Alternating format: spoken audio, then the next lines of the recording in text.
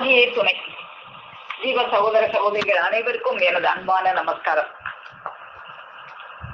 உத்தம சுத்த உறுதி நாயகம் நமது குல தெய்வம் பிரம்ம பிரகாசமை விழித்தாலை ஆண்டவர்களது பொற்பாதம் போற்றி பணிந்து நமஸ்கரித்து பிரானவர்கள் நமக்கு அருளி தந்துள்ள தெய்வ திருவாக்கியங்களை எல்லாம் நாம் பகிர்ந்து வருவதில் இன்று நாம் பகிர்ந்து கொள்வதற்காக எடுத்துக்கொண்ட தெய்வ திருவாக்கியம் எம்மபடர் அடிபடு கோடாயுதப்பூர் திருவாக்கியம் எண் 2 தொடர்ச்சி, பக்கம் 4. ஆண்டவர்கள் வாக்கியம். ஜாதிகளின் கர்த்தாவே, வேதத்தை எழுத்தெழுத்தாய் படிக்கிறவனுக்கும் ஒரு கடையில் உள்ள ஜாமான்களின் பெயர்களை மட்டும் எழுதி எழுதி படிக்கிறவனுக்கும் ஏதாவது வித்தியாசம் உண்டா? இல்லை. அந்த கடைக்கே அவனை கொண்டு போய் விட்டாலும் கண்முன் அங்குள்ள ஜாமான்களை எடுத்து காட்டினாலும் அந்த சாமான்களில் ஒன்றாவது தெரியுமா? தெரியாது. அந்த நிலையில் தான் வேத சாஸ்திரம் படித்திருக்கிறோம் என்று சொல்லிக் கொள்ளுகிறவர்களும் இருக்கிறார்கள். எந்த வேதத்தை எடுத்து பேசினாலும் நாம் நம் கையில் உள்ள பழக்கத்தையே வைத்து பேசுகிறோம். அப்போது எல்லாம் தானே வந்து பொருந்திக் கொள்கிறது.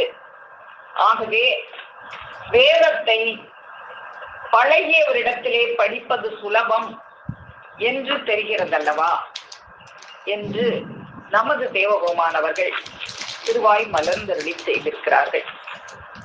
இப்போ வேதம் என்பது படிக்கிறதா அல்லது பழகிறதா அப்படின்னு நமக்கு பெருமானவர்கள் இந்த திருவாக்கியத்துல நமக்கு எடுத்தருளி செய்யலாம். வேதத்தை படிச்சா மட்டும் போதாது, அதை பழகி வரணும். வேதத்தை எழுத்தெழுத்தா படிக்கிறவனுக்கும் ஒரு கடையில உள்ள ஜாமான்களின் பெயரை மட்டும் எழுதி எழுதி படிக்கிறவனுக்கும் சொல்லுவோம் தியரி பிராக்டிக்கல் அப்படின்னு சொல்லுவோம். வெறும் தியரி மட்டும் இருந்தா அந்த பிராக்டிக்கல் நாலேஜ் அது இல்லைன்னா பிரயோஜனம் இல்லை.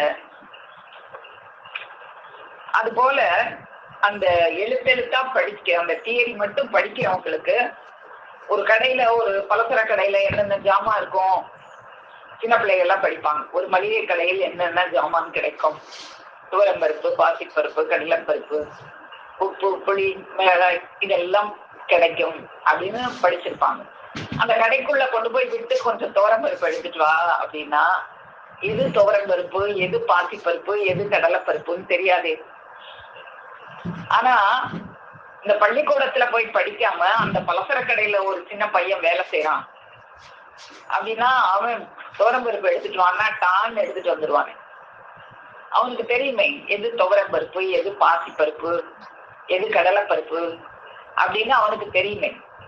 அப்போ படிக்கிறது பெருசா பழகிறது பெருசா? பழகிறது தான் பெருசு. அவனுக்கு தான் எல்லாம் தெரியுது. படிச்சவனுக்கு படிச்சும் பிரயோஜனம் இல்லையே, ஒன்றும் தெரியலையே. அது போல வேதத்தை எழுத்தெழுத்தாய் படிக்கிறதும் அப்படித்தான் இருக்கு. அந்த நிலையில் தான் வேத சாஸ்திரம் படித்திருக்கிறோம் என்று சொல்லிக் கொள்ளுகிறவர்களும் இருக்கிறார்கள். ஆனா அந்த வேதத்தை பழகினவங்க எப்படி அந்த பலசர கடையிலே வேலை செஞ்ச ஒரு பிராக்டிக்கலா தெரிஞ்ச ஒரு சின்ன பையன் கூட எந்த ஜாமான சொன்னாலும் தானு தூக்கி எடுத்துட்டு வந்துருவானோ, அது போல இந்த வேதத்தை பழகியவரிடத்தில் போய் நம்ம படிச்சோம்னா நம்மளையும் அவங்க அதே போல அந்த பிராக்டிக்கல் நாலேஜை நமக்கு தந்துருவாங்க. நம்மையும் அப்படி பழக்கி வைத்து விடுவார்கள். அப்போ எல்லாம் தானே வந்து பொருந்தி கொள்கிறது அப்படின்னு நம்முடைய பெருமானவர்கள் இந்த திருவாக்கியத்துல நமக்கு அருளி செய்றாங்க. அப்போ வேதத்தை நாமளும் படிக்கிறோம், வேத பாராயணம் எல்லாம் பண்றோம். வீட்டுல பெருமானவர்கள் நூலை வச்சு அதை பூஜை பண்றோம். அதுதான் பெருசு அப்படின்னு நினைச்சு வச்சிருக்கிறோம். அது போல அப்படி வச்சிட்டு இருந்தா, அப்படி வேத பாராயணம் பண்ணுனா நமக்கு எல்லாமே அந்த பொருந்தி கொள்ளுமா அப்படின்னா அது எப்படி பொருந்தி கொள்ளும்? அது எப்படி பழகணும்? அப்படிங்கிறதுக்கு நமக்கு பெருமானவர்கள் என்ன கற்பிக்கிறாங்க அப்படிங்கிறத நம்ம பார்ப்போம். வேதத்தை இப்படி எழுத்தெழுத்தா படிச்சா மட்டும் போதாது, அதுல ஒரு பழக்கம் வரணும், ஒரு பிராக்டிக்கல் நாலேஜ் வரணும். அப்படின்னா நம்ம என்ன செய்யணும்? நம்மளுடைய இந்த தூலம் எதுக்காக படைக்க பெற்றது? நாம இருப்பதே இந்த இறைவனுக்கு தொண்டு செய்வதற்காக மட்டுமே தான். வேற எதுக்குமே இந்த மனித தூலம் எடுத்து வரல. இந்த ஜீவாத்மாக்கள் என்பதே அந்த பரமாத்மாவினுடைய தொண்டன்கள் தான் எல்லாருமே. அப்ப அவங்களுக்கு தொண்டு செய்து அவங்க திருவடி சென்று சேர்வதற்காகவே நம்ம கூட பார்த்தோம். கைலாசவாசல் திருச்சன்னதி அந்த நிழல் போய் சேரவே இந்த மானிட சட்டை எடுத்தோம், வேற எதுக்காகவும் எடுக்கல. அப்போ அவன் திருவடியை வணங்குவது மட்டுமே தானே நமக்கு வேலையாக இருக்கணும். நம்முடைய தலை அவன் திருவடியை மட்டுமே வணங்க வேண்டும். நம்முடைய கண்கள் அவர்களுடைய திருமேனியை மட்டுமே தரிசிக்க வேண்டும். நம்முடைய காதுகள் அவன் புகழையே கேட்க வேண்டும். நாசி அவன் திருவடி சுகந்தத்தை மட்டுமே நுகர வேண்டும். நம்முடைய நாவு அவர்களுடைய திருநாமங்களை மட்டுமே பேச வேண்டும், பாட வேண்டும். நம்முடைய கரங்கள் மலர் தூவி அவர்களை மட்டுமே அர்ச்சனை செய்ய வேண்டும். நம்முடைய நெஞ்சம் அவன் எழுந்தருளும் கோயிலாக மட்டுமே இருக்க வேண்டும். நம்முடைய வயிறு அவர்கள் தரும் அந்த பிரசாதத்தை மட்டுமே அருந்த வேண்டும். அவர்களுடைய உச்சிஷ்டத்தையே அருந்த வேண்டும். நம்முடைய கால்கள் அவர்கள் சந்நிதி நோக்கியே பயணம் செய்ய வேண்டும். மொத்த உடம்பும் அவர்கள் கைங்கரியத்திற்காக மட்டுமே தான் இருக்கிறது என்று தெரிந்து கொள்ள வேண்டும். நம்முடைய வாக்கு அவர்களை பற்றி மட்டுமே பேசுகின்ற வாக்காக இருக்க வேண்டும். நம்முடைய மனம் அவர்களை மட்டுமே சிந்திக்க வேண்டும். மனம், மொழி, மெய் எல்லாம் அவர்களுக்கென்றே அர்ச்சித்து விட வேண்டும். இப்படி வாழ்றதுதான் வேதத்தை பழகுவதனுடைய, வேதத்தை படிப்பதனுடைய பயன். பாகவத புராணம் அப்படிங்கிற ஒரு நூல்ல வேதத்தை பழகுவதற்கு, வேதத்தை எப்படி படிக்கணுங்கிறதுக்கு ஒரு 9 முறைகள், ஒரு 9 லட்சணங்கள் அதுல அருளி செய்றாங்க. அது பாகவத புராணம் அப்படிங்கிறது ஒவ்வொரு அடியார்களுடைய புராணத்தையும் சொல்லுகிறதாக இருக்கும். அதுல பிரகலாதன் புராணம், அந்த நரசிம்ம அவதாரம், ஒவ்வொரு அவதாரத்திலையும் நடந்த நிகழ்வுகளை பத்தி சொல்லுகிற ஒரு நூலாக இருக்கு இந்த பாகவத புராணம். அதுல இந்த பிரகலாதன் அவர்களுடைய சரித்திரத்தை, நரசிம்ம அவதாரத்தை பற்றி சொல்லும் போது, இந்த பிரகலாதனுக்கு அவனுடைய தந்தை ரண்யன் தன்னுடைய நாமத்தை மட்டுமே தான் உச்சரிக்கணும், நான் தான் கடவுள், ஓம் ரண்யாய நமகன்னு தான் சொல்லணும் அப்படிலாம் சொல்லும் போது, அந்த பிரகலாதன் அவர் கருவிலிருந்தே அந்த நாராயணருடைய திருநாமத்தை கேட்டு வளர்ந்ததுனால அவர் ஓம் நாராயணாய நமகன்னா சொல்லுவேன், மாற்றி சொல்ல மாட்டேன் அப்படின்னு சொல்லும்போது அவருக்கு பலவிதமான கொடுமைகளை இழைக்கிறான். அப்போ அந்த பிரகலாதனை ஒரு அந்த அசுரர்கள் கல்வி கற்பிக்கிற ஒரு ஆசிரியர்கிட்ட கொண்டு போய் விட்டு, இவனுக்கு நம்ம அசுரர் பாடத்தை கற்றுக் கொடு, இவன் நாராயணாய நமக அப்படின்னே சொல்லிக்கிட்டே இருக்கிறான், இவனுக்கு ரண்யாய நமகன்னு சொல்லு அப்படின்லாம் சொல்லி அங்க விட்டுட்டு வரும்போது, அங்கேயும் போய் அவரை அதே தான் சொல்றாரு. அந்த ஆசிரியர் இல்லாத நேரத்துல அங்க இருக்கிற அந்த அரக்கர் குலத்தை சேர்ந்த மாணவர்களுக்கெல்லாம் அவர் பாடத்தை கற்பிக்கிறார். ரண்யாய நமகன் யாரும் சொல்லக்கூடாது, அவர் அசுரர் குலத்தை சேர்ந்தவர், நாராயணர் மட்டும்தான் தெய்வம், தெய்வ அவதாரம். நம்ம அவங்களத்தான் நம்ம நாவு போற்றணும், அவங்களுடைய திருநாமத்தை சொல்வதற்கு தான் நமக்கு இந்த நாவு தந்திருக்கு, தரப்பெற்று இருக்கிறது. அதனால அப்படின்னு சொல்லி அங்க இருக்கிற மாணவர்களை எல்லாம் அவர் மாற்றுகிறார். அப்படி மாற்றும் போது அவர் எப்படி நாம அந்த நாராயணன் திருவடியை சென்று சேர்வதற்காகத்தான் நாம இந்த மானிட சேட்டை எடுத்து வந்திருக்கிறோம். அவங்க திருவடியை சென்று சேர்வதற்கு நாம எப்படி 9 நவலட்சணங்கள் இருக்கு, அந்த நவலட்சணங்களை நான் உங்களுக்கு கற்பித்து தர்றேன், அதன்படி நம்ம இருந்துதான் இறைவனுடைய திருவடி சேரணும். அங்க இருக்க மாணவர்களை எல்லாம் அவர் மாற்றும் போது அவங்களுக்கு ஒரு 9 விதமான லட்சணங்கள் இறைவனை சென்றடைவதற்கு, அந்த வேதத்தை நாம பழகுவதற்கு 9 விதமான லட்சணங்கள் இருக்கு அப்படின்னு சொல்லி அதை பத்தி அவர் எடுத்து கொடுக்கிறதாக அந்த பாகவத புராணத்துல இருக்கு. அந்த 9 விதமான லட்சணங்கள் என்ன அப்படின்னு அவரு சொல்றாரு அப்படின்னு பார்க்கும்போது, 1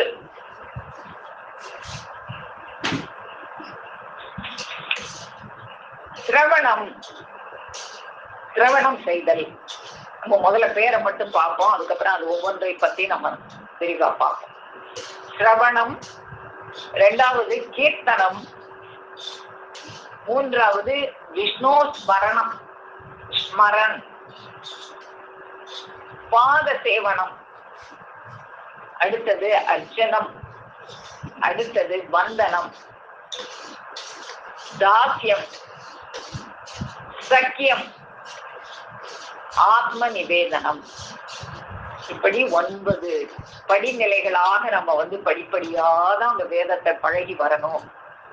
முதல்ல சிரவணம், இப்படி படிப்படியா கடைசி ஆத்ம நிவேதனம் என்கின்ற நிலைக்கு போய் இப்படி எல்லாம் நம்ம வேதத்தை படிச்சு இறைவனோட நம்ம எப்படி ஒன்று கலக்கணுங்கிற முறையை அந்த பிரகலாதன் அங்க இருக்கிற மற்ற மாணவர்களுக்கு கற்பிப்பதாக இந்த பாகவத புராணம் என்ற நூலில் குறிப்பிடப்பெற்று இருந்ததை நாம் படித்தேன். அப்போ நம்முடைய தேவகோமானவர்கள் நமக்கு இந்த 9 வழிகளையும் நமக்கு அருளி செஞ்சிருக்காங்களா?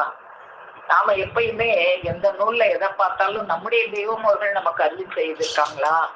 அத நம்முடைய தெய்வம் அவர்கள் எல்லாத்தையும் நமக்கு எடுத்து கொடுத்திருப்பாங்க, எதுவுமே அவங்க கொடுக்காததே இல்லை.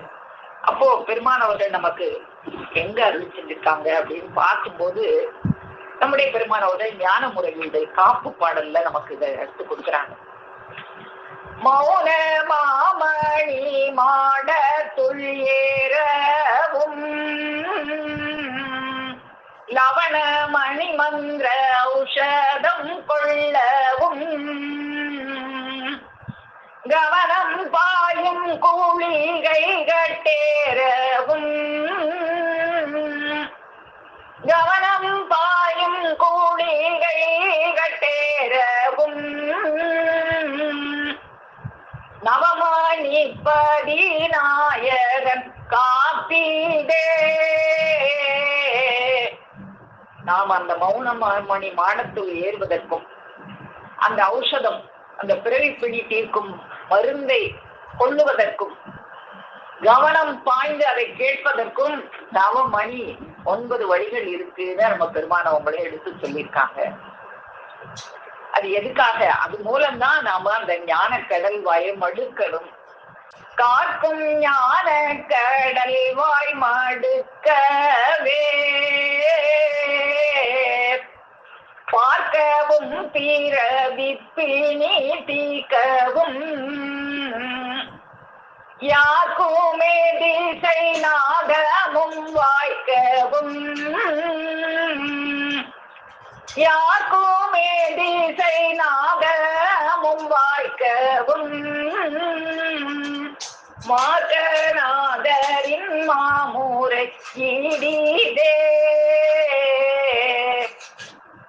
அப்போ இந்த நவமணி எதுக்காக நமக்கு கற்பிக்கிறாங்க அப்படின்னா, ஞான கடல் வாய் மடுக்க, இந்த வேதத்தை படிக்க, மடுக்க, மடுக்கன்னா பருக, பருகன்னே சொல்லிருக்கலாமே, ஏன் மடுக்கன்னு கொடுத்துருக்காங்க? மடுக்கிறதுனா அது ரொம்ப நிறைய மண்டுறது. இப்ப நம்ம தண்ணிய குடி அப்படின்னு சொல்லலாம், நல்ல மண்டு அப்படின்னு சொல்லலாம். நல்ல மண்டுனா நிறைய குடி அப்படின்னு அர்த்தம். அது போல மடுத்தல் அப்படின்னா நிறைய பருகுதல். அது நிறைய பருகிறதுக்கும் இந்த பிறவிப்பிணி தேய்ப்பதற்கும் எல்லாருக்குமே இந்த இன்பம் கிடைத்திடுவதற்கும் யாருக்குமே திசை நாதமும் வாய்க்கவும் மார்க்கநாத பெருமான் அவர்களும் அந்த நவமணி பதியை நமக்கு காண்பிக்கிறாங்க அப்படின்னு இந்த பாடலை பாடும்போது எனக்கு தோணுச்சு. அந்த நவமணி பதி நாம பார்த்தோமே அந்த பாகவத புராணம் நூல்ல சொல்லி இருக்கிறதான் நம்ம பெருமானவர்களும் இங்க நமக்கு நவமணி பதியாக கொடுத்திருக்கிறாங்க. இந்த 9 வழிமுறைகள்ல தான் நாம படிப்படியாக இந்த வேதத்தை பழகி வர வேண்டும். அப்போ இந்த 9ம் என்னவாக இருக்கிறது அப்படிங்கிறத பத்தி நம்ம பார்ப்போம். இந்த 9ம் என்னென்னு நம்ம பார்த்தோம். முதல் இது ஸ்ரவணம் அப்படின்னு பார்த்தோம். ஸ்ரவன் அப்படின்னா இது எல்லாமே சமஸ்கிருத வார்த்தைகளாக தான் இருக்கு. இது எல்லாமே சமஸ்கிருத வேத கிரந்தங்கள்ல உள்ளது. அதனால அந்த சமஸ்கிருத வார்த்தைகளா தான் இருக்கு. ஸ்ரவன் அப்படின்னு போட்டு பார்த்தீங்கன்னாலே அதுக்கு மீனிங் கவனமாய் கேட்டல், லிசன், ஹியர் அப்படின்னு தான் அதுக்கு மீனிங்.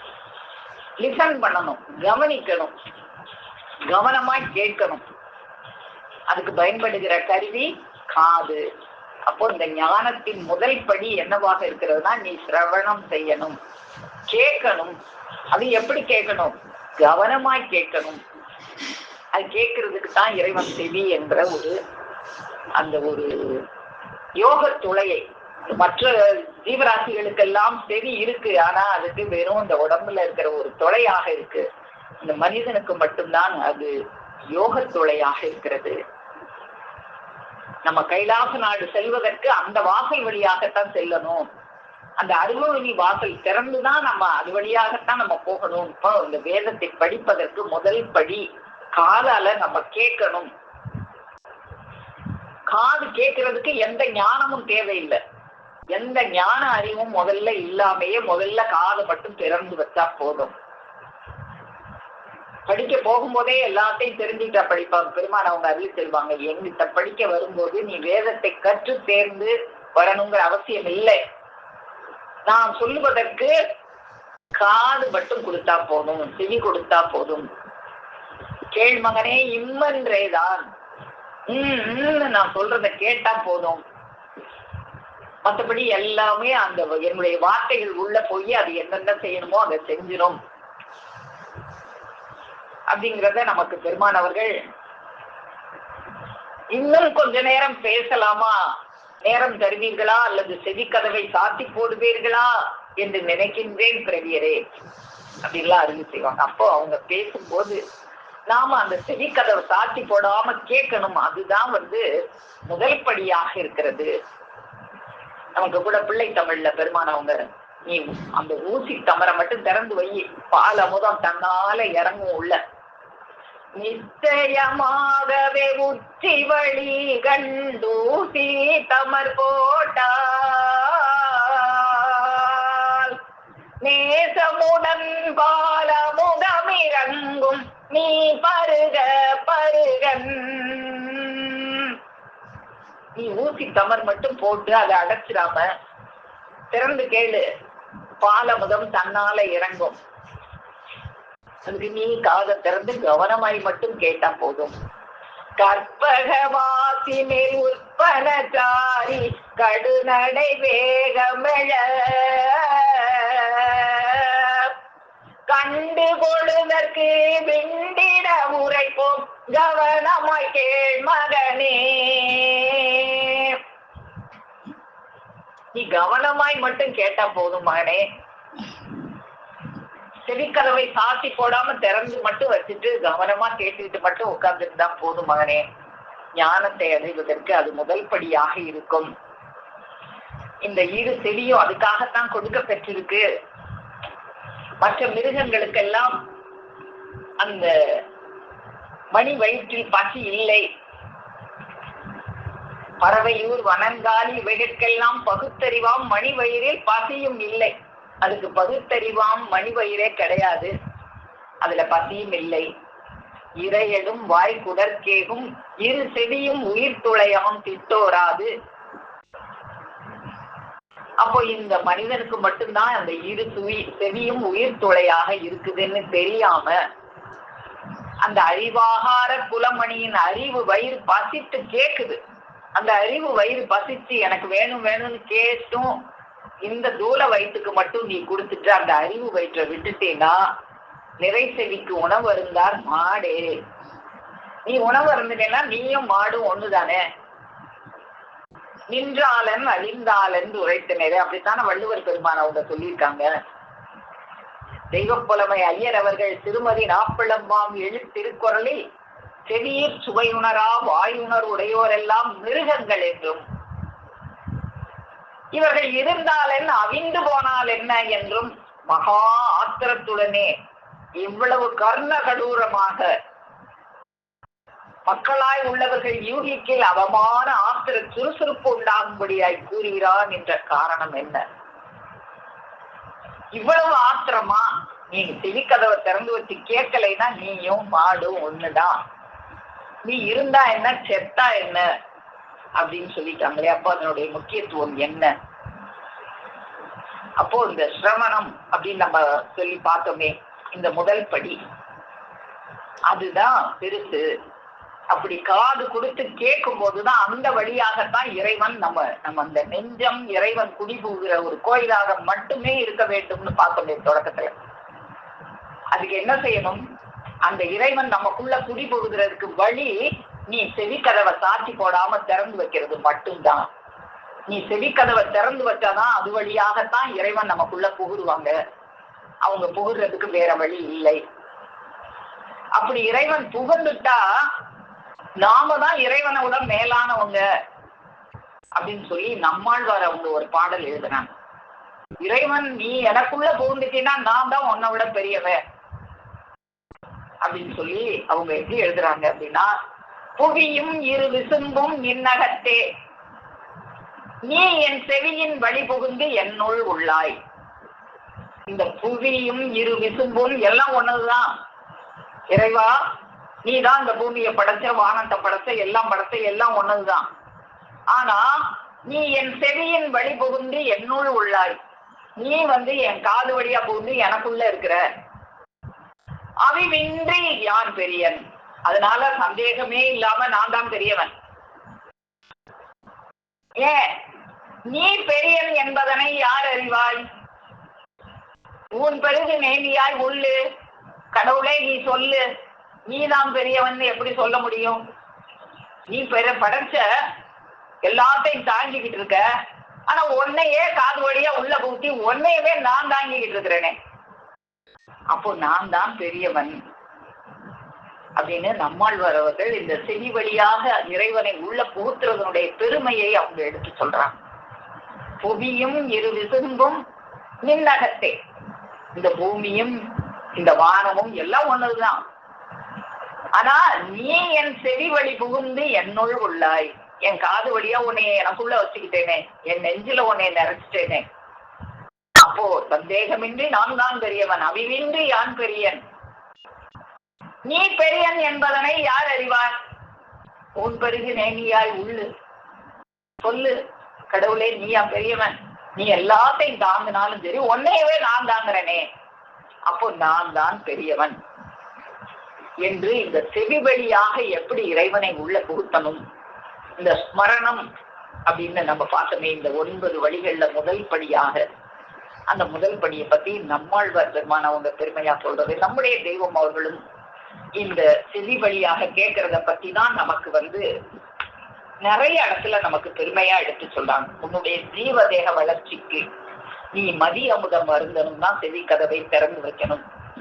உன் ஜீவதேக வளர்ச்சிக்கு நீ மதி அமுதம் அருந்த வேண்டும் என்று உனக்கு செவியை படைத்து அதை வாரி வழங்குவதற்கு ஒரு தேவநாட்டு செம்மலையும் இறைவன் அனுப்பி வச்சுக்கிட்டே இருப்பாங்க. அப்ப இந்த செவி எதுக்காக இருக்கு? ஜீவனுக்கு மெய் உணர்ச்சி தைப்பதற்காகத்தான் இந்த செவி இருக்கு. ஜீவனுக்கு மெய் உணர்ச்சி தைப்பது இந்த காது வழியாகத்தான். செவிச்சுவை உன் ஜீவனுக்கு உஷ்ணத்தையும் தேஜஸையும் தருகிறது. இந்த ஜீவன் ஒரு உஷ்ணத்தோட இருக்கணுமே. அந்த உஷ்ணம் போய் போய் போய் கடைசியில குளிர்ந்து போயிடக்கூடாது. மரணம் என்ற குளிர் கொஞ்சம் கொஞ்சமா தாக்கி கடைசியில குளிர்ந்து கட்டையாவே போயிருமே. அப்படி போக விடக்கூடாது. அதுக்கு என்ன செய்யணும்? செவி வழியாக அந்த உஷ்ணம் ஏறிக்கிட்டே இருக்கணும். அந்த செவிச்சுவை உன் ஜீவனுக்கு உஷ்ணத்தையும் தேஜஸையும் தருகிறது, கிளப்பி உண்டாக்குகிறது. செவிக்கு உணவு அருந்துபவன் யோகத்தில் ஆழ்வான். அதனாலதான் அப்படி யோகத்தில் ஆழ்ந்தாதான் இந்த செவித்துளை யோகத்துளையாக இருக்கும். வாய்க்கு உணவு அருந்துபவன் பாவத்தில் துக்கத்தில் ஆழ்வான். செவிக்கு உணவு அருந்துவது என்பது ஞான சைதன்ய வார்த்தைகளை உள்ளம் சம்மதிக்க செவி மடுப்பது. அப்ப அந்த செவிக்கு உணவு அருந்துவதுன்னா என்ன? ஒரு சினிமா பாட்டை காதுல கேட்கலாமா? கேட்டா செவிக்கு உணவா? இல்ல நம்ம இந்த வெட்டியான உலக பேச்சு வீண் பேச்சா பேசிக்கிட்டு இருப்பேன், அதெல்லாம் அந்த செவிக்கு உணவா? ஜீவனுக்கு உஷ்ணத்தையும் தேஜஸையும் கிளக்கி வருகிற அந்த வார்த்தைகள் தான் செவிக்கு உணவு, ஞான சைதன்ய வார்த்தைகள். அந்த வார்த்தைகளை உன் உள்ளம் சம்மதிக்கணும். உள்ளம் சம்மதிக்காம நீ ஏற்றுக்கொள்ள தேவையில்லை.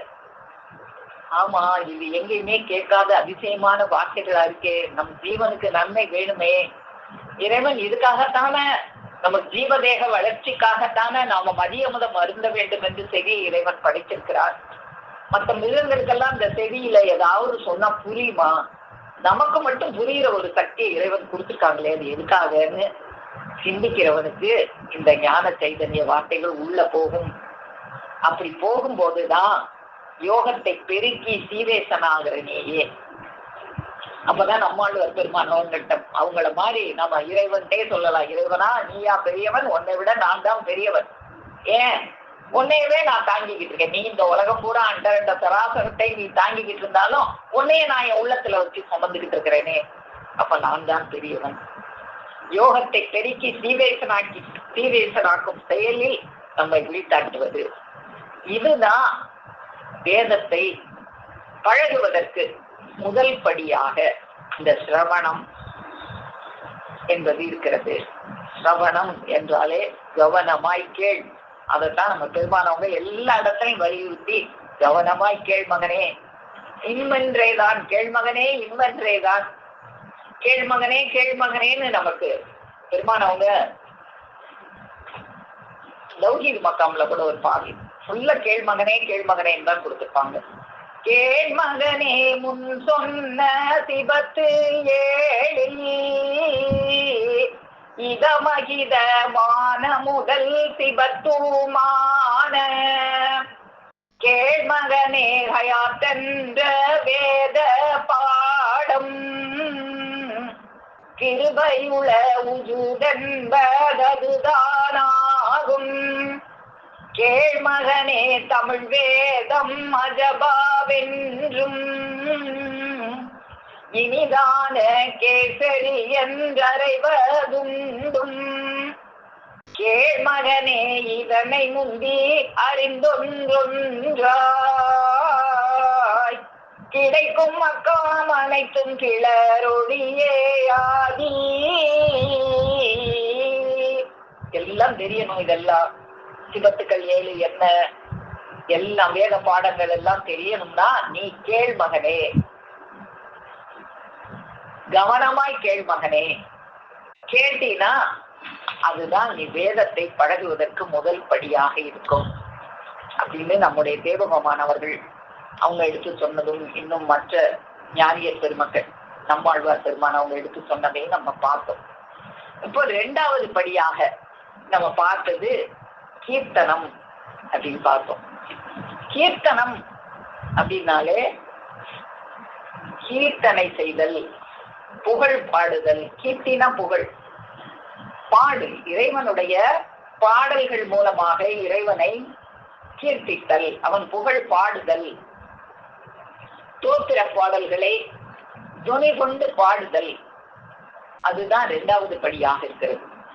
அதனாலதான் நம்முடைய பெருமான் அவர்கள் ஏன் பெரும் வாக்கியமாவே கொடுத்துட்டு போயிருக்கலாமே, எதுக்கு நமக்கு அத்தனை ரகமாக வேற வேற ராகத்துல ஆதிமை உதய பூரணம் முழுவதையும் நம்ம பார்க்கும்போது விதவிதமான ராகங்கள்ல அதை நம்ம பார்க்கும்போதுதான் இப்ப அந்த ராகங்களை எல்லாம் நாங்கெல்லாம் இப்ப இந்த கீபோர்டு கிளாஸ்ல வாசிக்கும் போதுதான் இந்த ராகம் எல்லாம் பெருமான் அவங்க எப்படி இண்டம் பள்ளிக்கூடத்துல அந்த முள்புதர்ல படிச்சேன் நானு. நீங்க எல்லாம் பெரிய பெரிய பள்ளிக்கூடத்துல படிச்சிருப்பீங்க.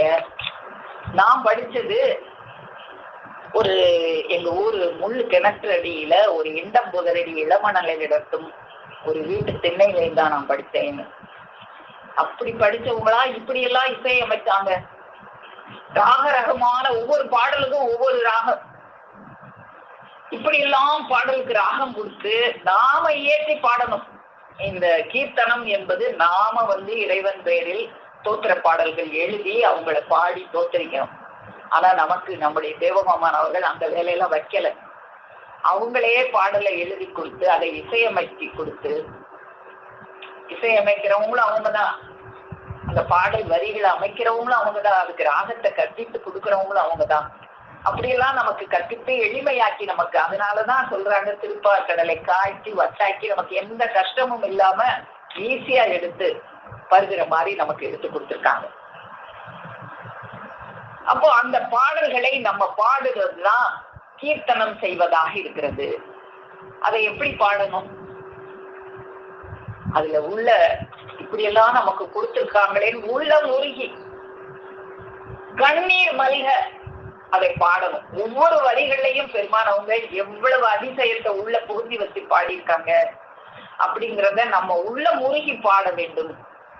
அதுதான் ஞானசம்பந்தர் பெருமான் அவங்க சொல்லுவாங்க, தோற்ற பாடல்களை எப்படி பாடணும். காதலாகி கசிந்து கண்ணீர் மல்கி ஓதுவார் தமை நன்னெறிக்கு உய்ப்பது வேதம் நான்கினும் மெய்ப்பொருளாவது நாதன் நாமம் நமச்சிவாயவே. காதலாகி கசிந்து கண்ணீர் மல்கி பாடணும். அப்படி பாடி, அதனாலதான் நம்ம பெருமான் அவர்களும் பாடி பாடி நாட நாட பசுமை திரையரும் கூடி சங்கம் தேட தேட கோதருந்திடும். பாடி பாடி அவங்களை நாடும் போதுதான், இந்த கீர்த்தனம் செய்யும் போதுதான் நம்முடைய அந்த திரையெல்லாம் அறுக்கப்படும். அது என்னென்ன நன்மை எல்லாம் தரும். அப்படி நம்ம பாடிக்கிட்டே இருக்கும்போது அது நமக்கு என்னென்ன நன்மைகளாம் தரும் அப்படின்னு திருமங்கை ஆழ்வார் அவங்க பாடல் ஒன்று. அந்த இறைவனுடைய தோத்திர பாடல்களை பாடுனா என்னென்ன நன்மை எல்லாம் வரும் அப்படின்னா, குலம் தரும், செல்வம் தந்திடும், அடியார் படு துயர் ஆயினவெல்லாம் நிலம் தரும், நிலம் தரம் செய்யும், நீள் விசும்பு அருளும், அருளோடு பெரு நிலம் அழிக்கும், வளம் தரும் மற்றும் தந்திடும், பெற்ற தாயினும் ஆயின செய்யும், நலம் தரும் சொல்லை நான் கண்டு கொண்டேன், நாராயணா என்னும் நாமம். நாராயணா என்னும் நாமம் நலம் தரும் சொல்லாக இருக்கிறது. அதை நான் கண்டு கொண்டேன், அதை தெரிந்து கொண்டேன். பெருமான் அவங்க நமக்கு எழுதி கொடுத்திருக்கிற அந்த தோற்ற பாடல்களை எல்லாம் நான் தெரிந்து கொண்டேன், அதை நான் பாடுறேன். அந்த பாடுறதுனால எனக்கு என்னென்ன பலன் தரும்? குலம் தரும், நல்ல ஒரு குலம், சத்திய தேவ பிரம்ம குலத்தில் நம்மை பிறக்க செய்திருக்கிறது அந்த பாடல்கள். செல்வம் தந்திடும், என்ன செய்வோம்? செல்வம்லாம் நமக்கு தந்திருக்கு. தாய் அளித்திட்ட செல்வம், தந்தை அளித்திட்ட செல்வமா? அதுக்கெல்லாம் மேலான மெய்ச்செல்வம் தந்திடும். அடியார் படு துயர் ஆயின நிலம் தரம் செய்யும் அப்படின்னா, அந்த இறைவனுடைய அந்த தோத்திர பாடல்களை பாடுகின்ற அடியார்களுக்கு என்ன துயர் வந்தாலும் அதை நிலம் தரம் செய்யும்னா, தரையோட தரையா மண்ணோட மண்ணாக ஆக்கிவிடும். என்ன துயர் என்னுடைய பிள்ளைகளுக்கு எதிராக ஒரு தூசி பறந்தாலும் கங்கரிக்கப்படும் பெருமான் அவங்க அருள் செய்வாங்களே. அதைத்தான் இங்க திருமங்கை ஆழ்வார் பெருமான் அவர்கள் அடியார் படு துயர் ஆயினவெல்லாம் நிலம் தரம் செய்யும், தரையோடு மண்ணோட மண்ணாக ஆக்கப்படும் அவங்களுக்கு வர்ற துயரங்கள் எல்லாம். நீள் விசும்பும் அருளும், எனக்கு அந்த விண்ணுலகத்தையும் கொடுக்கும். அருளோடு பெரு நிலம் அளிக்கும், அந்த அருட்செல்வத்தை எனக்கு அளிக்கும். வளம் தரும், வளம் அப்படின்னாலே வல்லமை, எனக்கு வல்லமை தரும். மற்றும் தந்திடும், பெற்ற தாயினும் ஆயின செய்யும். பெற்ற தாய் செய்யறதை விட எனக்கு ஆயின செய்யும். தாயின் மிக்காங்கருணை, இறைவனுடைய கருணை எப்படி? தாயின் மிக்க கருணை, கருணைக்கே எடுத்துக்காட்டு தாய்தான். அந்த தாயை விட மிக்க கருணை செய்யும். நலம் தரும் சொல்லை நான் கண்டு கொண்டேன், நாராயணா என்னும் நாமம். அப்போ இதுதான் அந்த இறைவனுடைய நாமத்தை சொல்வதனால வர்ற பலன். இறைவனுடைய நாமம் தான் எந்த நேரமும் நம்ம நாவல உச்சரிச்சுக்கிட்டே இருக்கணும். அதனாலதான் பிள்ளைகளுக்கெல்லாம் இறைவனுடைய அந்த நாமத்தை தான் வைப்பாங்க. இப்பதான் என்னன்னா வாயில நுழையாதபடி சினிமாக்காரவங்க பேரு, மேற்கத்திய நாட்டுல இருக்கிறவன் என்ன பேர் வைக்கிறான், மேற்கத்திய நாட்டுல இருக்கிறவன் டைகர், மிருகங்களோட பேரெல்லாம் வைப்பான். கல்லு மண்ணு பாரு பேரை வைப்பான். ஆனா நம்ம நாட்டுல இறைவனுடைய நாமத்தை தான் வச்சாங்க. நீ தெரிஞ்சு சொன்னாலும் சரி, தெரியாம சொன்னாலும் சரி, இறைவனுடைய நாமம் பலன் தரும். இப்போ நமக்கு ஒரு வியாதி வந்தா ஒரு மருந்து சாப்பிடுறோம். இந்த மருந்துல என்னென்ன அடங்கி இருக்கு அப்படின்னு தெரிஞ்சு சாப்பிட்டா தான் குணமாகுமா? என்னென்ன அடங்கி இருக்குன்னே தெரியாம ஒரு டாக்டர் சொன்னாருங்கிறதுக்காக நம்பி அதை சாப்பிட்டா கூட அந்த வியாதி குணமா தான் ஆகும். அது போல இறைவனுடைய நாமம் பலன் தருமா தராதா? இறைவனை நினைச்சு சொன்னாலும், நீ நினைக்காம நீ சும்மா சொன்னாலுமே அந்த சொல்லுக்கே அவ்வளவு பலன் தரும். ஒருத்தர் 10 பிள்ளைகள் பெற்றாராம். அது 10வது பிள்ளைக்கு நாராயணன் நாமம் வச்சாராம். அவரை நோக்கி, அவருக்கு வயசாயிருச்சு, யமன் வந்துட்டான். யமன் வந்த உடனே அவர் அந்த நாராயணான்னு அந்த பையனைத்தான் கூப்பிட்டாராம் பயந்து. ஆனா நாராயணன் நம்மளைத்தான் கூப்பிடுறான்னு நினைச்சு வந்துட்டார். அது போல நீ உன் பிள்ளைகளுக்கு பேர் வைக்கிறது, அந்த பிள்ளைகள் பேரை சொல்லி அந்த நாராயணான் பேர் வச்சதுனால நாராயணான் நாமத்தை சொல்லி அழைச்சாலே நிஜமாவே நாராயணா அந்த யமன் எல்லையில காப்பாத்திடுவாரு. அதனால பகவான் நாமத்தை தெரிந்து சொன்னாலும் தெரியாமல் சொன்னாலும் அது நலம் தரும். அந்த நலம் தரும் வார்த்தையை நான் கண்டுகொண்டேன் நாராயணா என்னும் நாமம். அதனாலதான் சொல்லுவாங்க, கடவுளை வயிறதுக்காக கூட நீ அடிக்கடி நாஸ்திகர்கள் எல்லாம் அவங்கதான் கடவுள்ன்ற பேரை அதிகமா சொல்லுவாங்க. கடவுளை நம்புகிறவன் முட்டாள், கடவுள் இல்லவே இல்லை, கடவுள் கடவுள் கடவுள்னு நம்மளை விட அவன் வாயிலதான் அதிகமான கடவுள் கடவுள்ங்கிற வார்த்தை வரும். அதனால அவனுக்கும் அருள் செய்வாங்க. அப்படியாக அந்த இறைவனுடைய நாமம் அதை பாடல்களாக நம்ம சொல்லும் போது அது என்னென்ன நன்மைகள் எல்லாம் நமக்கு செய்யும் அப்படிங்கிறத நம்ம பார்த்தோம். அப்போ நம்ம இப்போ முதல் இது சிரவணம், கவனமாய் கேட்டல்.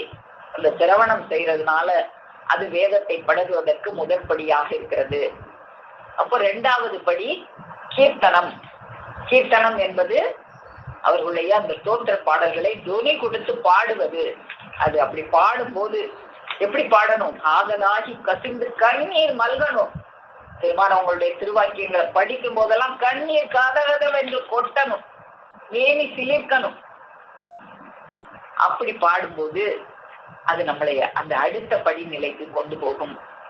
அந்த அடுத்த படிநிலை என்னவாக இருக்குது? 3வது படிநிலை அப்படின்னு பார்க்கும்போது அது ஸ்மரணம். ஸ்மரன் அப்படின்னாலே சமஸ்கிருத வார்த்தையில ஸ்மரன் சக்தி அப்படின்னாமே நினைவாற்றல், நினைவு, தியானித்தல். அதுக்குதான் ஸ்மரன் அப்படின்னு சொல்லுவாங்க. இந்த ஸ்மரன் செய்தல் அப்படின்னா சிந்தித்தல், தியானித்தல். கேட்டாச்சு, முதல்ல சிரவணம் செய்தாச்சு, காதால கேட்டாச்சு. 2வது கீர்த்தனம் பாடியாச்சு. 3வது என்ன செய்யணும்? சிந்திக்கணும். அந்த கேட்டதையும் அந்த பாடினதையும் சிந்திக்கணும், தியானிக்கணும், அதையே பத்தி நினைக்கணும்.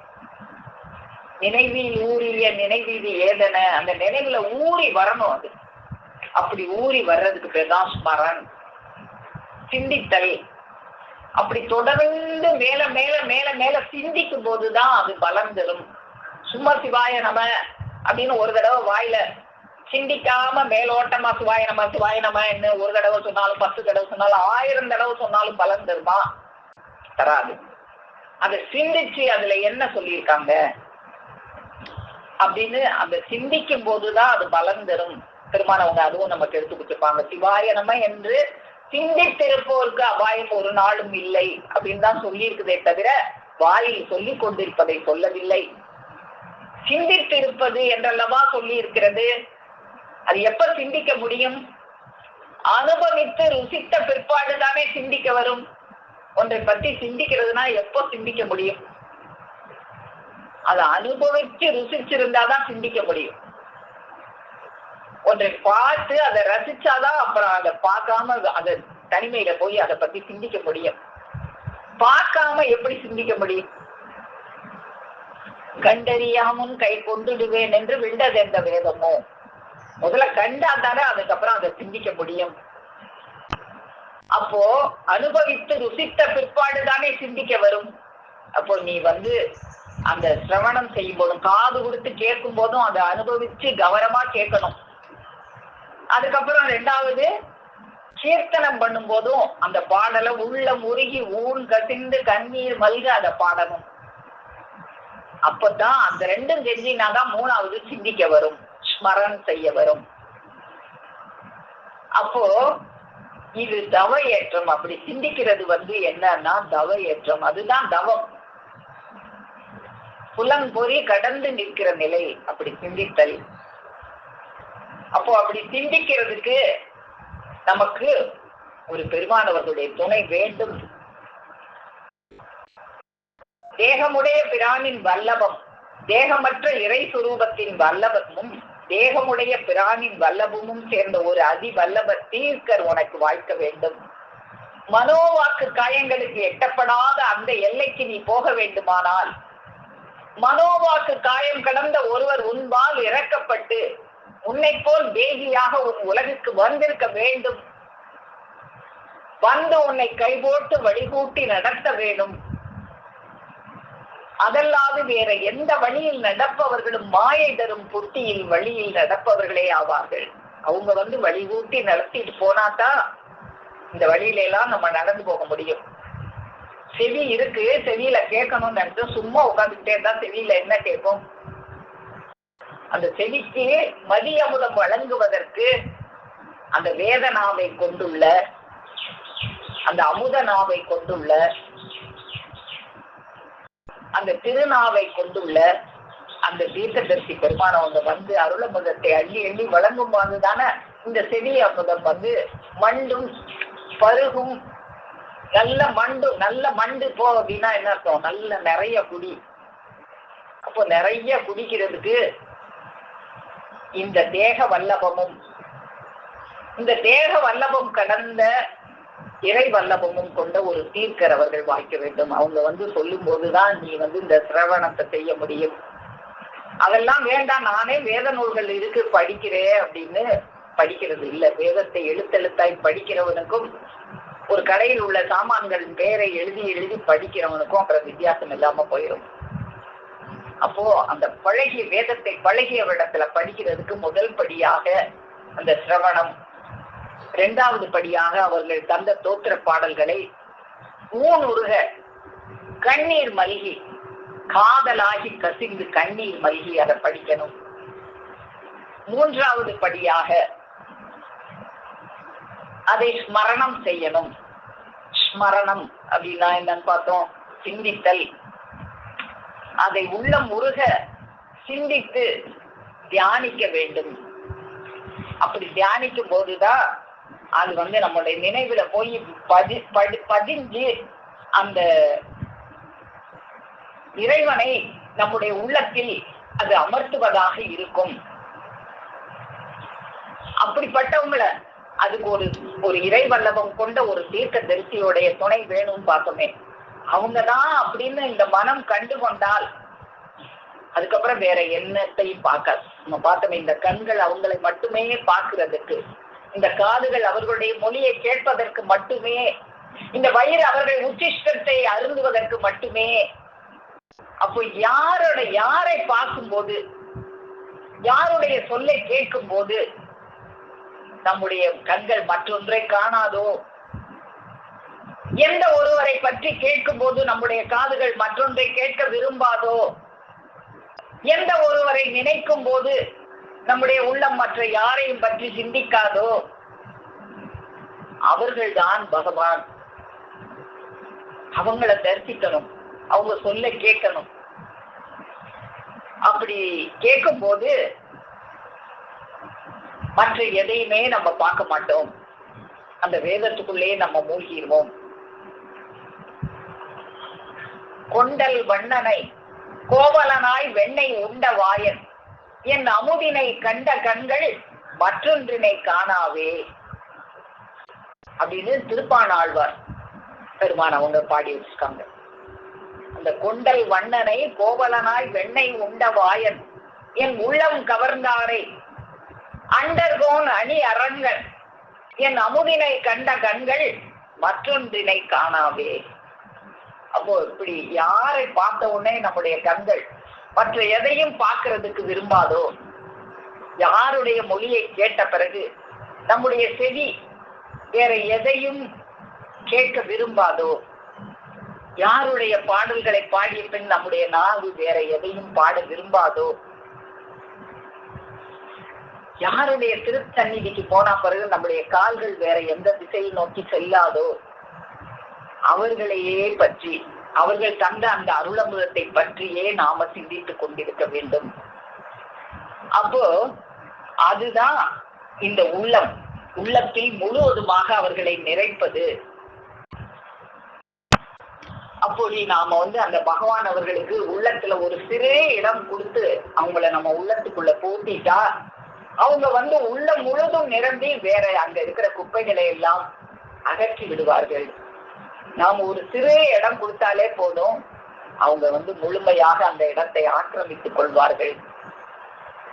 உனக்கு முழுமையாக சொந்தக்காரன் நான் தான் என்று நமக்கு சொந்தக்காரர்களாக, நான் என்ன உனக்கு அந்நியனா, நான் உனக்கு அந்நியனா அப்படின்னு சொல்லி நம்ம உள்ளத்துல நம்முடைய சொந்தக்காரராக நம்முடைய உள்ளம் முழுவதுமாக அவர்கள் குடியேறி கொள்வார்கள். அப்போ இன்னைக்கு நாம இந்த 9 லட்சணங்களையும் நவமணி பதி நாயகன் கொடுத்த அந்த நவமணிகளையும் பார்த்திடலாம்னு நினைச்சேன். ஆனா இப்போவே நேரம் ஆனதுனால இன்னைக்கு நம்ம 3 அந்த நவமணிகளில் 3 மணிகளை பற்றி நம்ம பார்த்திருக்கிறோம். சிரவணம், கீர்த்தனம், ஸ்மரணம் என்ற 3 படிநிலைகளை பற்றி பார்த்திருக்கிறோம். இன்னும் மீதி உள்ள படிநிலைகளை நாம தொடர்ந்து வருகின்ற சபைகளில் நாம் அவைகளை பற்றி எல்லாம் தொடர்ந்து பார்ப்போம். இப்படியாக படிப்படியான நிலைகளை எல்லாம் நமக்கு எடுத்து அருளி நம்முடைய கண்கள் வேற எதையும் பார்க்காதபடி, நம்முடைய செவிகள் வேற எதையும் கேட்காதபடி, நம்முடைய கால்கள் வேறு எந்த எல்லையையும் நோக்கி செல்லாதபடி, தங்களை நோக்கி மட்டுமே வரும்படியாக நம்மை நாளும் ஆக்கி வைத்துக் கொண்டிருக்கும் நமது தேவகோமான் அவர்களது பொற்பாதம் போற்றி பணிந்து நமஸ்கரித்து என் முத்தி பேருரை மேலும் மேலும் முழங்கும் என்று கூறி உங்கள் அனைவரிடமிருந்து விடைபெறுகிறேன். அனைவருக்கும் நமஸ்காரம்.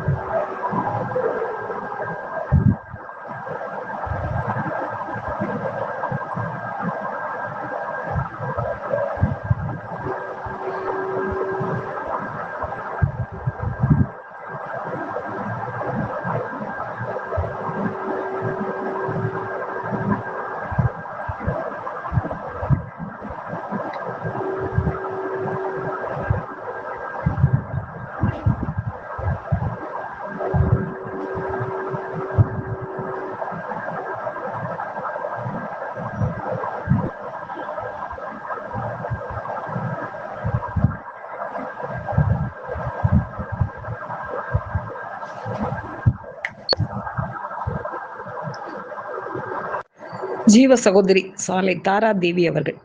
பிரம்மபிரகாசம் எழுச்சாலை ஆண்டவர்கள் திருவரைக்கே நமஸ்காரங்கள். சபையில அனைவருக்கும் நமஸ்காரம். இன்னைக்கு அக்கா வந்து நம்ம கற்போத்திரு சபையில வந்து நமக்கு வந்து தெய்வங்கள் வந்து 9 வழிகளை 9 படிநிலைகளை வந்து தெய்வங்களை அறிஞ்சு அவங்களை பின்பற்றி வாழ்றதுக்காக நமக்கு கொடுத்துருக்காங்க அப்படிங்கறது வந்து அக்கா இன்னைக்கு வந்து பல நூல்களில இருந்து எடுத்து கொடுத்தாங்க. அதாவது வேதத்தை வந்து நாம வந்து நம்ம தெய்வம் சொல்றாங்க, நாம் படித்து வரவில்லை, நாம் பழகி வந்திருக்கிறோம் அப்படின்னு சொல்லிட்டு அவங்களோட வேதத்துல கொடுத்திருக்காங்க. அது மாதிரி அதுக்கு அக்கா வந்து உதாரணங்கள் எடுத்து நிறைய சொன்னாங்க. அதாவது ஒரு மளிகை கடையில வந்து இப்போ நம்ம அதோட மளிகை கடையில கிடைக்கக்கூடிய சாமான்களோட பேர்கள்லாம் வந்து மட்டும்தான் வந்து ஒரு சிறு பிள்ளைக்கும் தெரியும். அதாவது பேர் மட்டும்தான். இப்ப என் பையனுக்கு கூட துவரம் பருப்பு எது, கடலை பருப்பு எது, இதெல்லாம் தெரியாது. அம்மா இது எதுமா, அம்மா இது எதுமான்னு கேட்டு நான் கூப்பிடுவான். அதை நான் சொல்லுவேன், பழகிக்கூடா, ஒவ்வொரு வாட்டி கூப்பிடுயா, இதுதானே தெரிஞ்சுக்கூடா அப்படின்னு சொல்றேன். அப்ப பழகிக்கிறதுனா இதான்னு தெரிஞ்சுக்கிறது.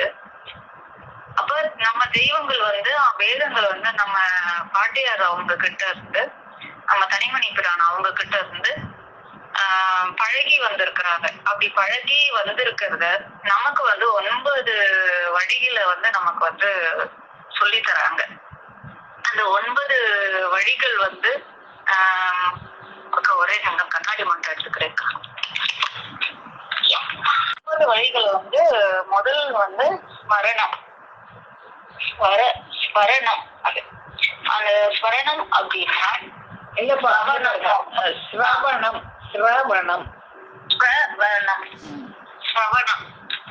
அப்படின்னா கவனம் அப்படின்னா. அப்ப கவனம் வந்து எப்படி வரும்? ஒன்னா பாக்குறதுனால வருமா, இல்ல ஒன்னு வந்து காது கொடுத்து கேக்குறப்பதான் முதல் படி வந்து நமக்கு வந்து இந்த மெய்ஞானம் வந்து நம்ம காதுல எப்படி நமக்குள்ள வரும் அப்படின்னா காது வழியா, செவி வழியா தான் புகுந்து வரும். இந்த செவி வந்து யோகத்துளி, அருகு நுனி வாசல் அதுதான், ஊசி தமறு அதுதான், அப்புறம் இரு செவி உயிர் துளையும், நம்மளோட அந்த உயிரை நம் ஜீவனை காப்பாத்துற அந்த மெய் கிடைக்க வைக்கிற துளையும் அதுதான் அப்படிங்கறதெல்லாம் நம்ம தெய்வம் நமக்கு எடுத்து கொடுத்துருக்காங்க. அதுதான் நமக்கு முதல் படியா இருக்கு. கவனமா கேளு அப்படின்னு வந்து நம்ம தெய்வம் வந்து நமக்கு சொல்றாங்க.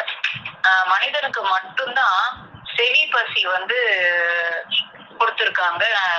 மனிதன் படைக்கிறப்ப மட்டும்தான் மனிதனுக்கு தான் கூட, வேற எந்த ஜீவராசிக்கு வந்து செவி பசி வந்து தெய்வங்க வந்து வச்சு படைக்கவே இல்லை.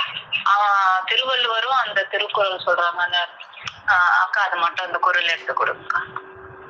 செவியை சுவையுணரா வாயுணர்வின் மாக்கள் அவியினும் வாழினும் என்.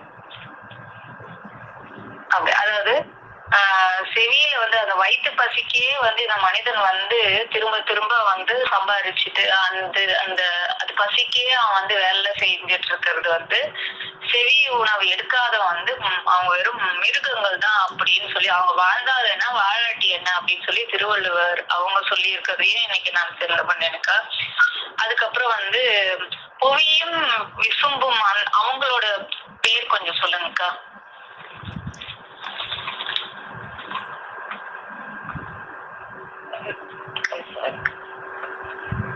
நம்மாழ்வார்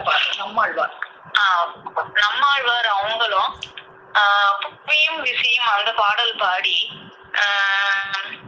நீ வந்து செவி வழி புகுந்தாயா, செவி வழியில வந்து புகுந்துகிட்ட அப்படின்னு தெய்வம் வந்து புகுந்தாச்சு செவி வழியா என்கிட்ட. அப்ப நீங்க வந்து பெரியவங்க கிடையாது, நான் தானே அவங்களையே தாங்கிட்டு இருக்க, நான் தானே பெரியவன் அப்படின்ற அளவுக்கு கூட அவங்க வந்து சொல்லியிருக்காங்க.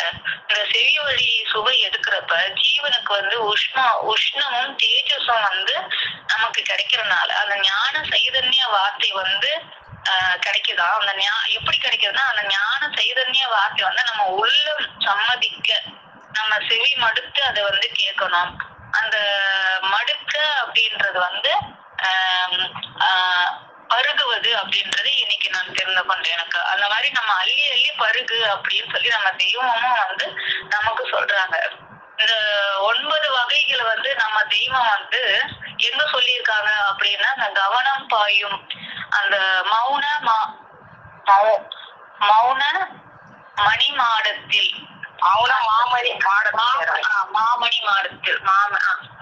மாமணி மாடத்தில் அந்த தோத்திர பாடல்கள் வந்து அப்படின்றத நம்ம வேதத்துல இருந்து எடுத்து நம்ம அக்கா வந்து இன்னைக்கு நம்ம அதுல இருந்துதான் நம்ம பார்த்துட்டு இருக்கோம். அந்த முதல் படி வந்து சிரவணம். அப்ப கவனம் கொடுத்தோம். நம்ம காது வந்து கவனமா கொடுக்கணும். அவங்க சொல்றது ஏனோ தானோலாம் கேட்க கூடாது.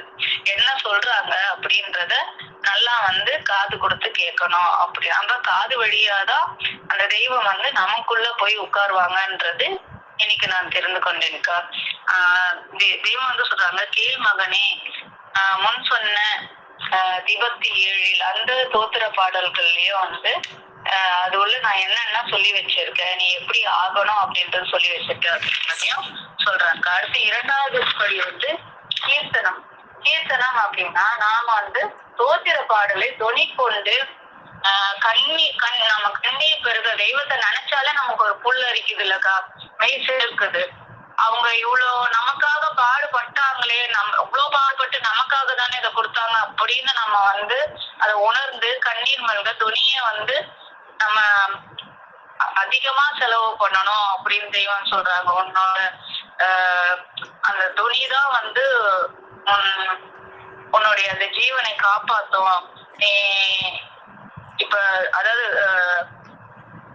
அப்படிங்கறது வந்து இன்னைக்கு நான் தெரிந்து கொண்டேன்க்கா. அந்த இசை அந்த நம்ம தெய்வம் வந்து ஒரு தோத்திர பாடல்லையும் ஒரு ராகம் கொடுத்து அதுக்கு வந்து ராக ரகமாக வந்து பாடல்களையும் அதுக்கு இசையமைச்சு அதுக்கு அந்த தோத்திர பாடல்களையே நமக்காக உன்னால இதெல்லாம் ஏற்ற முடியாது, நீ என்ன வார்த்தை சொல்லி பாடினா கூட உனக்கு தெரியாது, அதனால அந்த வார்த்தைகளையும் நான் உனக்கு கொடுக்குறேன்னு சொல்லி கொடுத்து நம்ம இதை வந்து பாட வைக்கிறாங்க. அப்படி பாடுறப்ப நம்ம உள்ள முருகி கண்ணீர் பெருக வந்து நம்ம இதை பாடணும். அதுதான் வந்து கீர்த்தனம் அப்படின்றது தெரிந்து கொண்டேனக்கா. அதுக்கப்புறம் நமக்கு வந்து நம்ம தெய்வம் வந்து திருமங்கை ஆழ்வார் அவங்க இதுல வருது. எனக்கு வந்து குலம் செல்வம்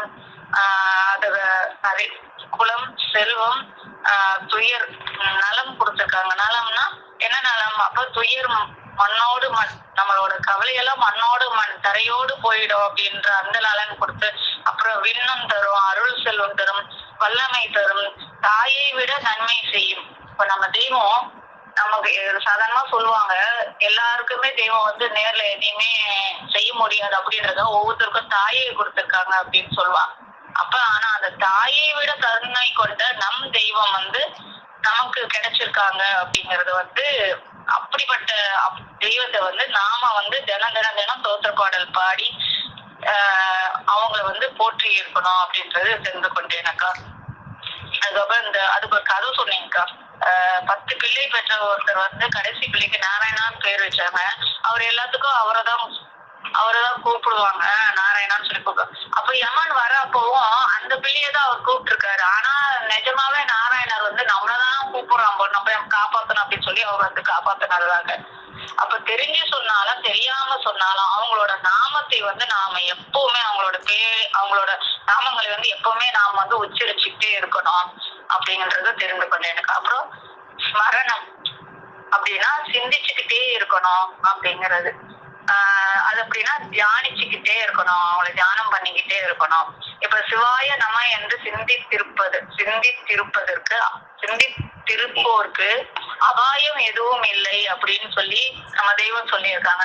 அப்ப நீ என்ன அதனா பேரு சொல்லிக்கிட்டே இருக்கிறதா, நீ அந்த பேருக்கு என்ன செயல் அப்படிங்கறத நீ நினைச்சு பார்த்துட்டு இருக்க. இதுல என்ன சொல்லி இருக்க, இதுல நான் என்ன உனக்கு சொல்லியிருக்கேன் அப்படின்னு சொல்லி நான் சொன்னதை திரும்ப சிந்திச்சு அது மனசுல பதியணும்.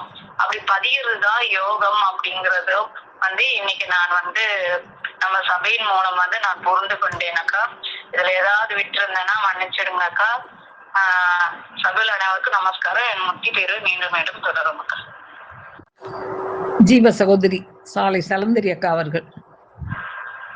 ஆதியே துணை எயிலோங்கு சம்பூர்ண உயிர்கழிப்பின் வாய்மை துலங்கா நின்ற பன்னலங்கார நன்னலம் தவழும் அழகொலி மொழிப்பிழம்பின் தற்பராபர நிச்சலாதிய சிச்சபாலடன சுவிசேஷகார சுவையை நமக்கு அளித்துக் கொண்டிருக்கும் பிரம்ம பிரகாச நெய்வழி சாலையாண்டவர்களை வணங்கி அனைவருக்கும் நமஸ்காரங்க.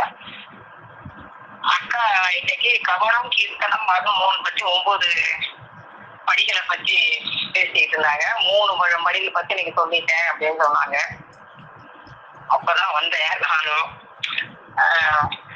அதான் சிவாய நமோ என்று சிந்திப்போருக்கு அபாயம் ஒரு நாளும் இல்லை. சிவாய நமோ என்று வாயில் சொல்லி இருப்பதையா சொல்லியிருக்காங்க? இல்ல, சிவாய நமோ என்று சிந்தித்திருக்கணும்.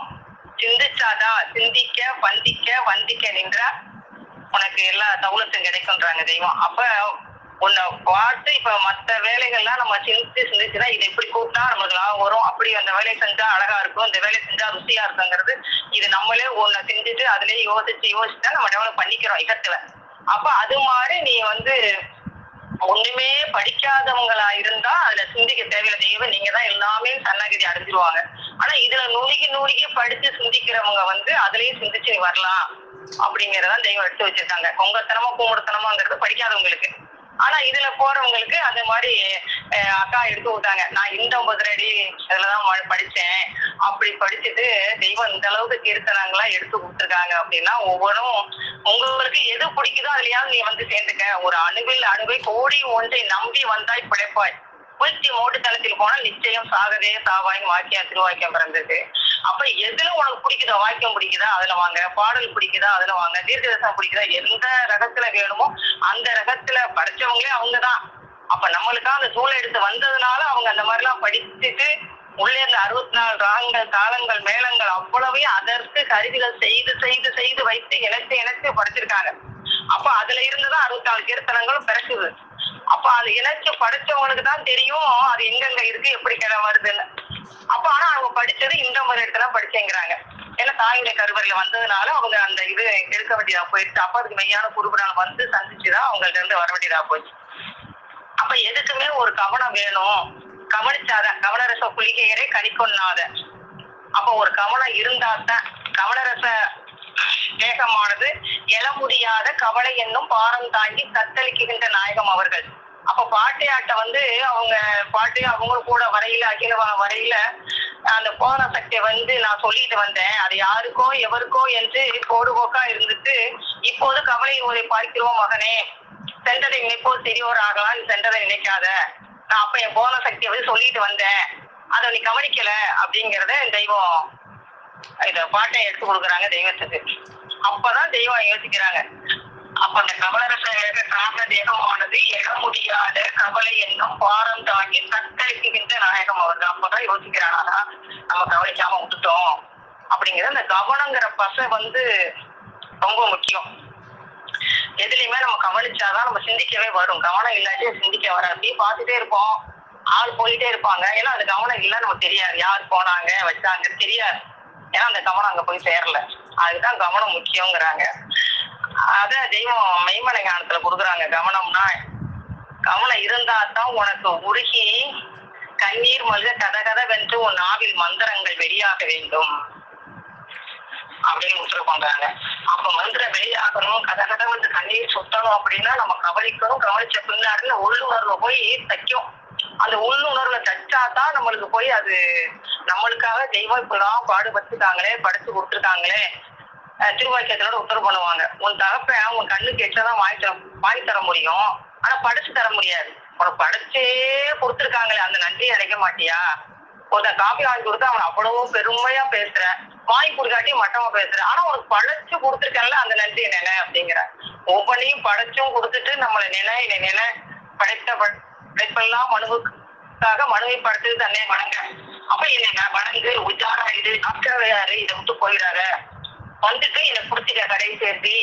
ஆனா இருக்கக்கூடிய சான்ஸ்லாம் நிறைய இருக்கு, அதனால எனக்கு கவனம் வேணும்.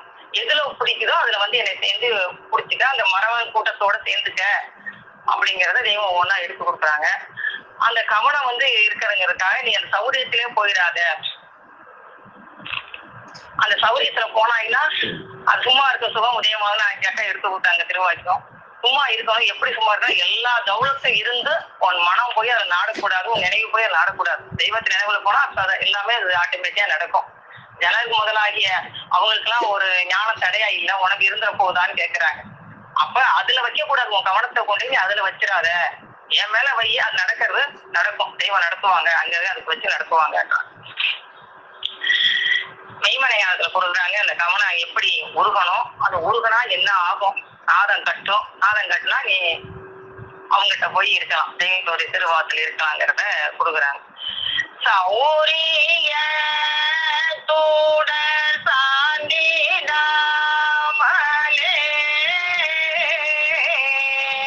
தமர்வாத குள்ளோடு நாள் தாகமான பல்கோடி விந்தை கடல் கடந்து மேலேறிட அவுரி கொண்டை ஓங்கி விம்மி நிமிர்ந்து தோழந்தம் ஏறவே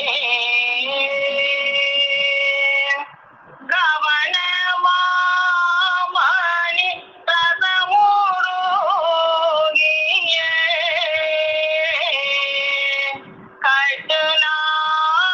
கட்டுநாதமோ கட்டிட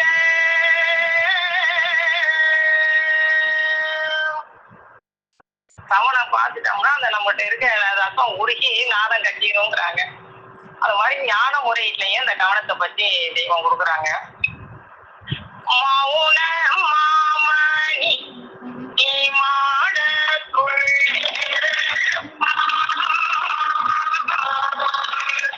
லவண மணி மந்த ஔஷதம் கொள்ளவும் கவனம் வாயும் கூலிகை தேரவும் கவனம் வாயும் கூலிகை தேரவும்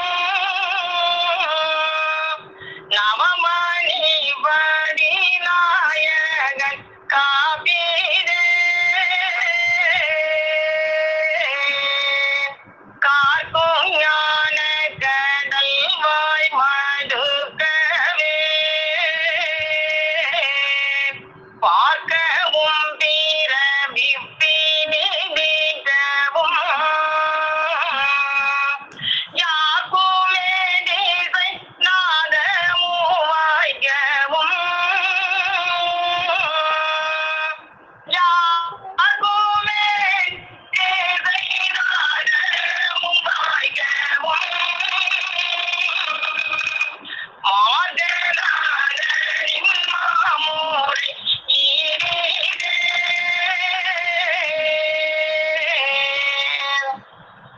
கவனம் பாயும் கொள்கைகள் சேரவும் நவமணி பதி 9 பதி.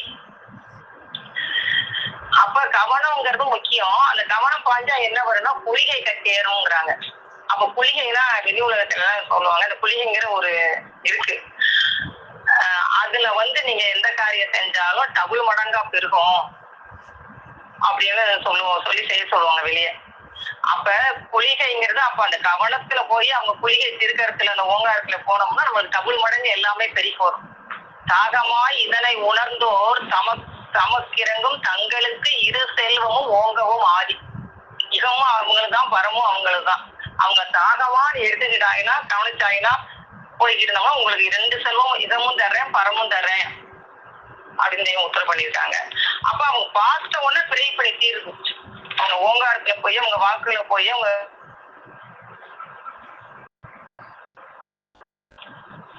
கலந்து வேத பறிப்பு சென்று சாந்தி என்னும் சலாமத்தை அடைய கடவுள். இன்னைக்கோட திருவாய்க்கேற்ற போட்டாங்க கொடிக்கு. உன் வேதமாகிய தூரத்துல பிரிச்சு காமிக்கணும், காயத்துல பிரிச்சு காமிச்சு ஆவது அப்படின்னு தெய்வம் உத்தரவு பண்ணாங்க. அப்ப அந்த வேதமாகிய அந்த தூரத்துல வந்து பிரிச்சு காமிக்கணுங்கிறாங்க. அப்ப அதுல கவனமா இருந்து தெய்வம் எப்படி உத்தரவு பண்றாங்க, அது எப்படி வாங்கி எப்படி சிந்திக்கணும், சிந்திச்சு நம்ம கவனமா இருந்தா நம்மளுக்கு அந்த நாளத்துல கொண்டு நம்ம 2 கலக்க வச்சுறாங்க தெய்வம்.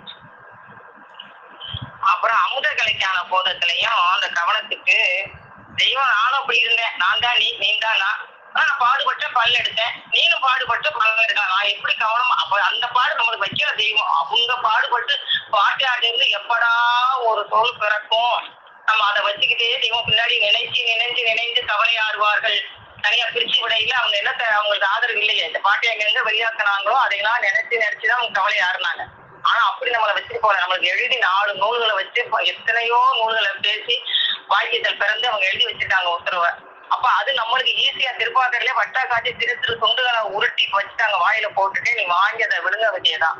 அப்போ உன் காதுல போட்டதும் வாயில வரணும். அப்ப கவனிச்சு நீ உள்ள வாங்கினாதான் நீ வெளியே வர முடியும்.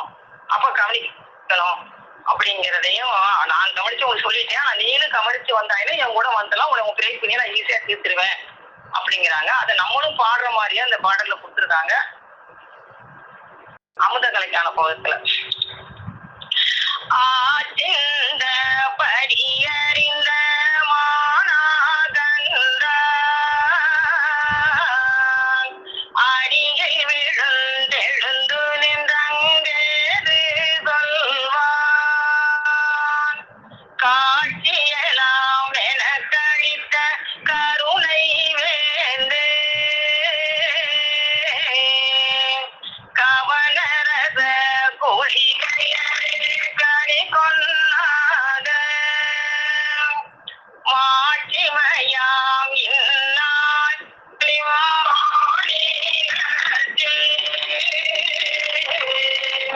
மாநிலத்தை தாங்கி வந்திங்கன்னை பேச்சழினாவனை அமுத நாவோனாகி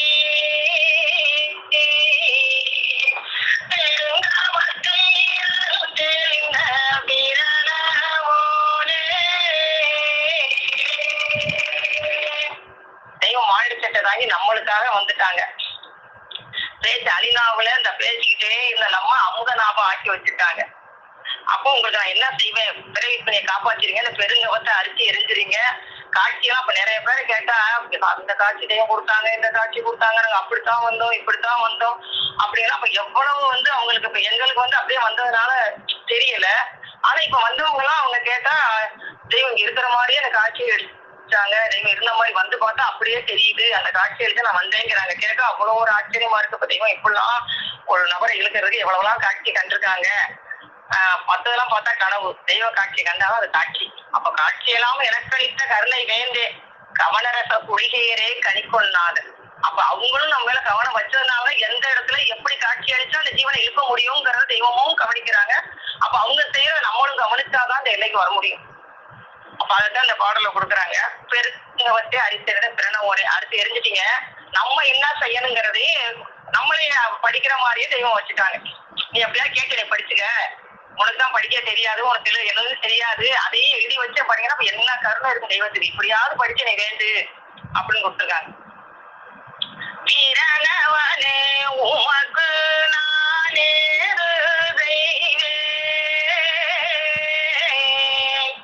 உழுத்தலைய என்னை வயிற தலையனாக்கி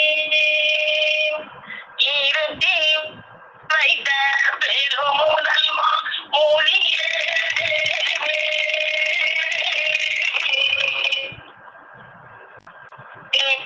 இனியுமுல அண்டமெல்லாம் எனக்கு திருத்தருள்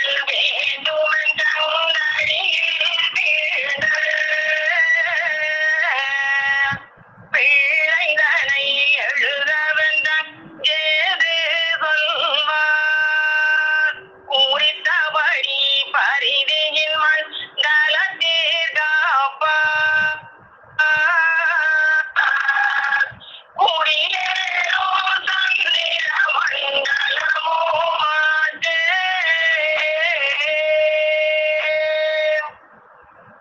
புழுத்தலையா கிறந்த நம்மள வைரத்தலையா தெய்வம் ஆக்கி வச்சிருக்காங்க. அந்த அவங்க கொண்டாந்த பெரும் முதல்ல கொடுத்து நம்ம வைரத்தலையா ஆக்கி வச்சிருக்காங்க. அப்ப பிரிச்சு நம்ம கூட்டு வந்திருக்காங்க. அசுத்தாவியெல்லாம் பிரிச்சுட்டு சுத்தாவியா ஜகாதி அந்தங்களும் விளங்கும் ஞான யுக வித்துக்களாக முளையடச் செய்து தேவ தருமண வளர்த்து முன்னு பின்னு காடோறும் சுத்தாவிகளாக பிரித்து கூட்டிக் கொண்டு வந்திருக்கும் நம்முடைய வித்தநாயகம் பிரமோதிய மெய்வழி சாலை ஆண்டவர்களை வணங்குறதுங்கிறத தேர்வுடத்துல கொடுக்குறாங்க. அப்ப அசுத்தாவி கிட்ட இருந்து நம்மளை சுத்தாவிகளா பிரிச்சு கூட்டு வந்துட்டாங்க தெய்வம்.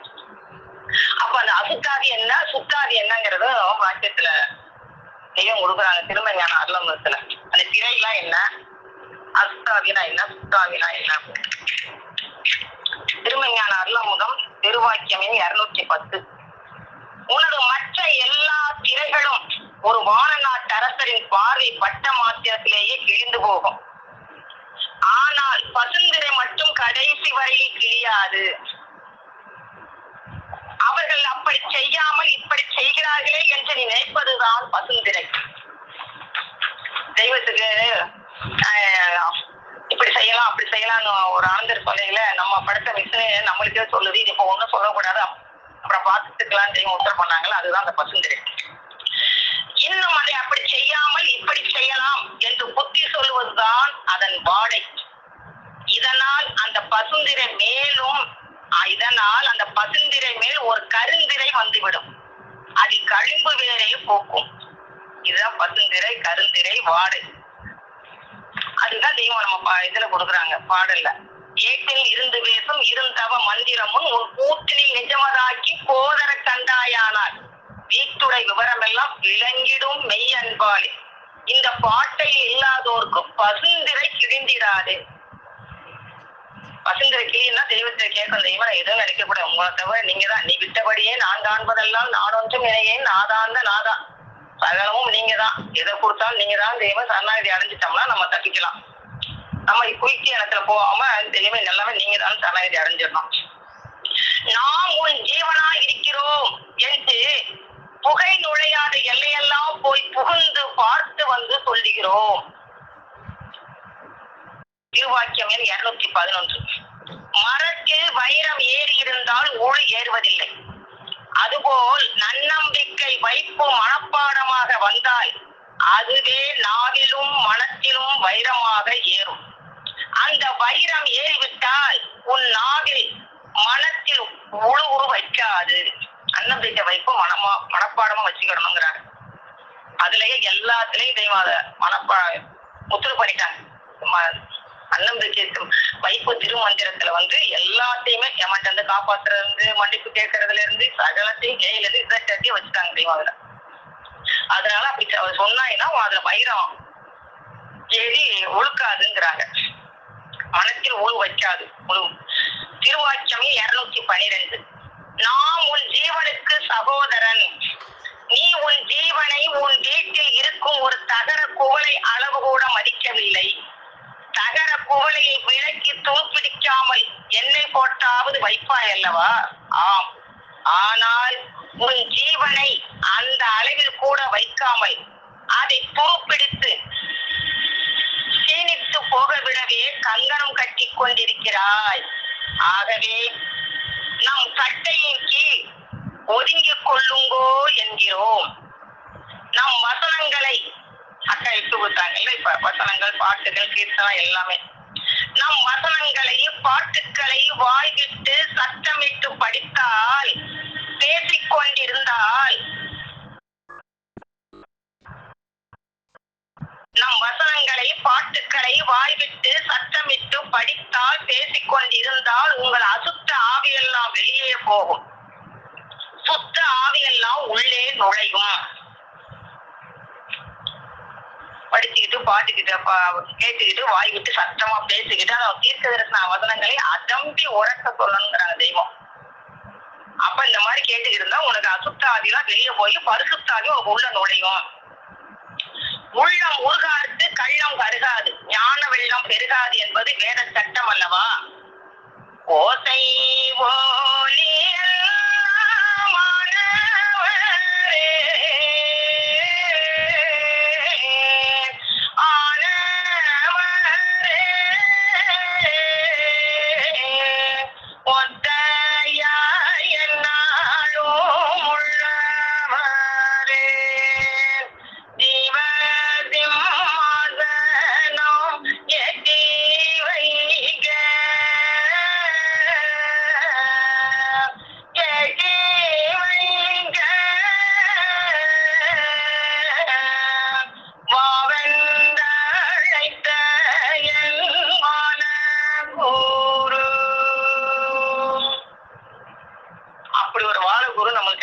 தெய்வம். 213வது வாக்கியத்துல உன் ஜீவன் பேரில் உனக்கு அன்பிருந்தால் அதற்கு அடையாளம் இருக்கிறது.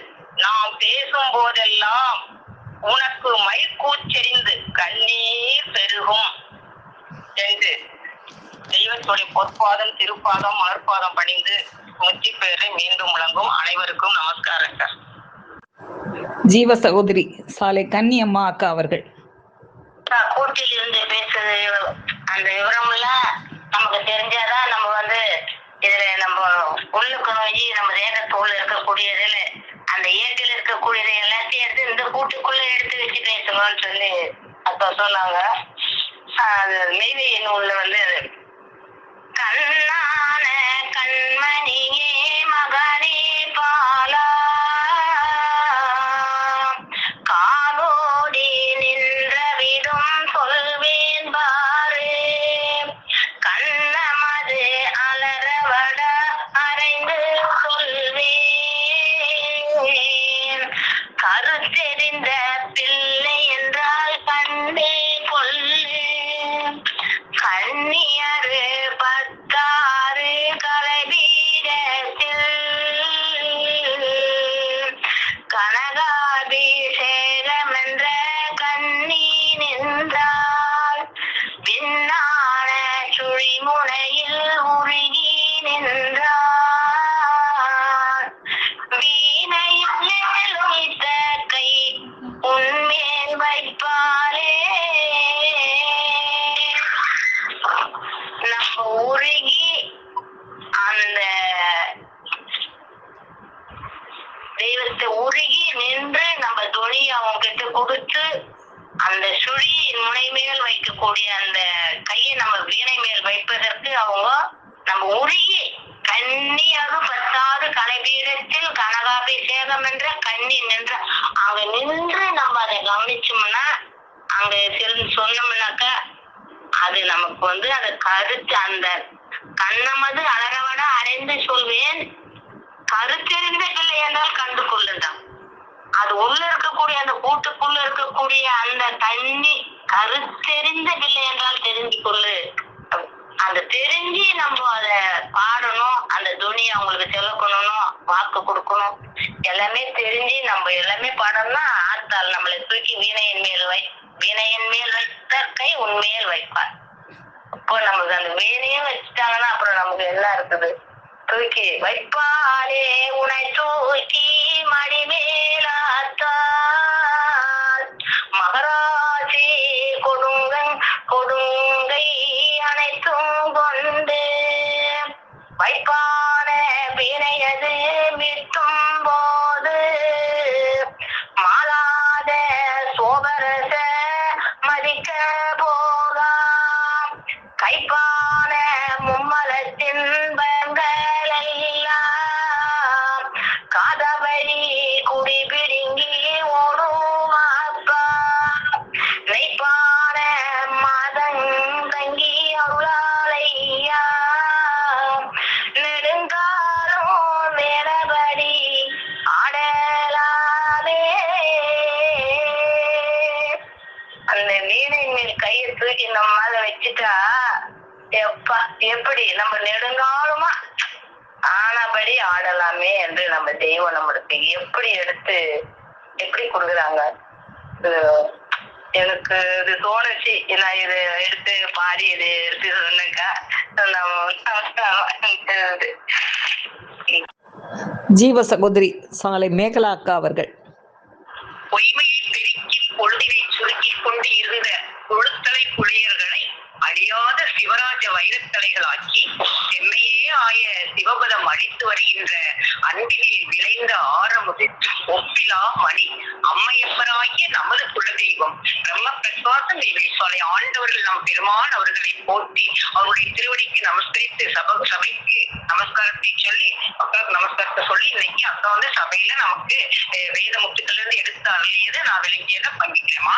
இன்னைக்கு நம்ம தெய்வம் நமக்கு அவங்க ஆசா திருமணியாக இருக்கின்ற அந்த வேதத்துல நமக்கு அருளி இருக்கிற அந்த திருவாக்கியம் திருவாக்கியம் அந்த இரண்டின் தொடர்ச்சியாக உள்ளதா அக்கா எடுத்து சொல்றாங்க. அப்ப வேதம் வந்து ஆசான் திருமணியாக இருக்கு, வேதம் வந்து இறைவனுடைய கையேடாக இருக்கு. அப்ப அந்த வேதத்தை நம்ம எப்படி எப்படி படிக்கணும் அப்படின்னா அந்த வேதத்தை நம்ம முதல்ல அறிந்து கொள்ளணும். அப்ப அறிந்து கொள்ளணும்னா யார்கிட்ட வந்து அறிந்து கொள்ளலாம்? படித்தவங்களுடைய வேதத்தை வந்து பக்கம் பக்கமா படிச்சவங்கள்ட்ட அறிந்து கொள்ள முடியுமா, அல்லது வேதத்தை பழகி வந்தவர்களுக்கு அறிந்து கொள்ள முடியுமா அப்படின்னு கேட்டா பழகி வந்தவங்கள்ட்ட அறிந்து கொள்வதுதான் மிகவும் சுலபமாக இருக்கும். அப்படி பழகி வந்தவங்க தான் நம்ம பெருமான், நம்மளுடைய குரு பெருமான். அவங்க அவங்களுடைய குரு பெருமான் பழகி வந்த அந்த படிநிலைகள் எல்லாம் நமக்கு வேதங்கள் மூலமாக அருளி அந்த அவங்களுடைய அவங்க பேசுவது அவங்க செய்வது எல்லாமே அவங்களுடைய கைவாரி செயலாக இருந்துட்டு அப்ப அவங்க பழகி வந்து நம்மகிட்ட எடுத்து அருள்வதனாலதான் எல்லாமே தாமாக வந்து பொறிச்சு கொள்கிறது. அப்ப நம்ம வேதத்தை வந்து நம்ம பழகி நம்ம குரு பெருமான் அவங்களோட பழகி கொள்வதுதான் மிகவும் சிறப்பானதாக இருக்கிறது அப்படின்னு நமக்கு தெய்வம் அருளி இருக்காங்க. அப்ப இந்த தோலை வந்து நமக்கு எதுக்காக படைக்கப்பட்டது அப்படின்னா நாம வந்து தெய்வத்தினுடைய எங்கிருந்து வந்தோமோ அந்த தெய்வத்தினுடைய திருவடியை அடைவதற்காகத்தான் நமக்கு வேதத்தை படிக்கிறோம். அப்ப வேதத்தை படிக்கணும் அப்படின்னு சொன்னா அப்ப நம்மளுடைய அந்த நம்ம தெய்வம் தான் நம்மளுக்கு வேதத்தின் மூலமாக நம்ம அகப்புற கருவிகள் அனைத்தையுமே இறைவனுக்கு கொண்டு செய்யக்கூடிய கருவிகளாக ஆக்கி அவங்களுடைய அந்த பிரகாச வாழ்னால நம்மளுடைய அங்கத்துறையெல்லாம் தூய்மையாக்கி அந்த இறைவனை சென்றடையக்கூடிய வேதங்களை எல்லாம் நமக்கு வழங்கி அதையெல்லாம் நமக்கு பழக்கி வந்து கொண்டிருக்காங்க. பழக்கி கொண்டிருக்கின்ற அந்த வழிமுறைகளை நம்ம தகவல் கொண்டிருக்கிறாங்க. அப்ப நம்ம தலையப்படுத்துறது திருவடி, அவருடைய திருவடியை வணங்க, கண்ணானது அவர்களுடைய திருவுருவை தரிசிக்க, காது வந்து எப்பயுமே அவங்களுடைய புகழை கேட்க, நாசியானது எப்பயுமே அவங்களுடைய திருவடி அந்த சுகதத்தை நுகர்ந்து கொண்டிருக்க, வாய் வந்து எப்பயுமே அவங்களை பற்றி தோற்றறித்து பாட, நெஞ்ச வந்து அது அவங்க இருக்கக்கூடிய கோயிலாக இருக்க, வயிறு வந்து எப்பயுமே அந்த உஷ்டிசத்தை அருந்தக்கூடியதாக இருக்க, கால் வந்து எப்பயுமே அவங்க திருச்சென்னையை நோக்கி பயணம் செய்யற, வாக்கு வந்து எப்பயுமே அவங்கள பற்றி பேசக்கூடிய வாக்காக இருக்க, மனம் வந்து எப்பயுமே அவங்களை சிந்தித்துக் கொண்டே இருக்க, இப்படி மனம் மொழிமை எல்லாமே அவங்களிடம் அர்ச்சிக்கக்கூடியதாக ஆகக்கூடிய வழியில நம்ம வேதத்தை பழகி நம்ம பெருமான் அவங்களிடம் நம்ம பழகிவதுதான் சிறந்தது. அப்ப அந்த வேதத்தை வந்து பலர்கள் வந்து 9 லட்சணங்கள் இருக்குது அப்படிங்கிறத பாகவத புராணத்துல இருக்கிறத அப்பா எடுத்து சொன்னாங்க. அதுல அந்த பிரகலாத புராணத்துல வந்து அந்த நரசிம்ம அவதாரத்தை பற்றி சொல்லுறப்ப இரணியன் வந்து எப்பயுமே இரணியன் மகனான அந்த பிரகலாதன் எப்பயுமே நாராயணனுடைய நாமத்தை தான் உச்சரித்துக் கொண்டே இருப்பாங்க. அவங்க இரணியன் எவ்வளவுதான் துன்பம் வெளியிட்டு அந்த நாமத்தை சொல்லுபடி சொல்லி அவங்க சொல்லல, அவங்க எப்பயுமே அந்த நாராயணனுடைய நாமத்தை தான் சொல்லிக்கொண்டே இருப்பாங்க. அந்த நாமத்தை சொல்லிதான் அவங்களுக்கு அந்த இன்னல்கள் எல்லாம் அந்த இன்னல்கள்ல இருந்து அவங்களை காப்பாற்றக்கூடிய ஒரு வலுவை ஒரு வல்லமையை கொடுத்தது அவங்க தெய்வத்தினுடைய திருநாமத்தை உச்சரித்துக் கொண்டிருந்த போதுதான். அப்போ நம்ம வந்து அந்த தெய்வத்தினுடைய அந்த திருவடியை சென்று அடைய நம்ம அந்த சென்று அடையணும்னா நம்மளுக்கு அந்த வேதத்தை வளர்வதற்கு 9 விதமான லட்சணங்கள் இருக்குதுன்னு அப்பா எடுத்து சொன்னாங்க. அப்போ நம்ம தெய்வம் அவங்களும் அந்த ஞான வழிமுறைகளை வந்து நம்மளுக்கு வந்து ஞான முறை காப்பில எடுத்து சொன்ன அந்த காப்பு படம்ல எடுத்து அருள் இருக்கிறத அப்பா எடுத்து சொன்னாங்க. அப்ப நம்மளுக்கு வந்து ஞானம் எதுக்காக வேணும் அப்படின்னா அந்த மௌன மாமணி அந்த மானத்துல நுழைவதற்கும் அந்த யானைக்கடல்ல நம்ம வாய் மடுப்பதற்கும் அந்த வேத நூல்கள் எல்லாம் நம்ம விலக்கிக் கொள்வதற்கு தான் நமக்கு ஞானம் இருக்கணும். அதுக்குதான் ஞானம் வேணும். நம்ம மார்க்கநாத பெருமான் அவங்க நம்மளுக்கு அருள் இருக்கிறாங்க அந்த பாடல்ல. அப்போ நம்மளுக்கு வந்து அந்த ஞானத்தை வந்து நம்ம தெய்வம் மிகவும் எளிய வழிகளில் அருந்துவதற்கு 5 விதமான கரங்கள்ல வழிகள்ல நம்ம எடுத்து அருந்தலாம் அப்படிங்கிறத நமக்கு ஞானத்தை மிகவும் எளிதாக நம்ம பெருமான் அருள் இருக்கிறதே அப்ப எடுத்து சொன்னாங்க. அப்போ அந்த 9 லட்சணங்கள்ல முதல் லட்சணமாக சொன்னது 9 லட்சணங்கள் சொன்னாங்க. அந்த சிரவணம், கீர்த்தனம் அப்படின்னு சொல்லி அந்த 9 வகையான அந்த லட்சணங்களை சொல்லும் போது அதுல முதல் வகையான லட்சணம் தான் சிரவணம் அப்படின்னு சொல்றது. சிரவணம் என்பதுன்னா கவனமாக கேட்கல். அப்ப கவனமாக கேட்கறது நம்ம கேட்கறதுக்கு எந்த கருவி உதவுது? காது.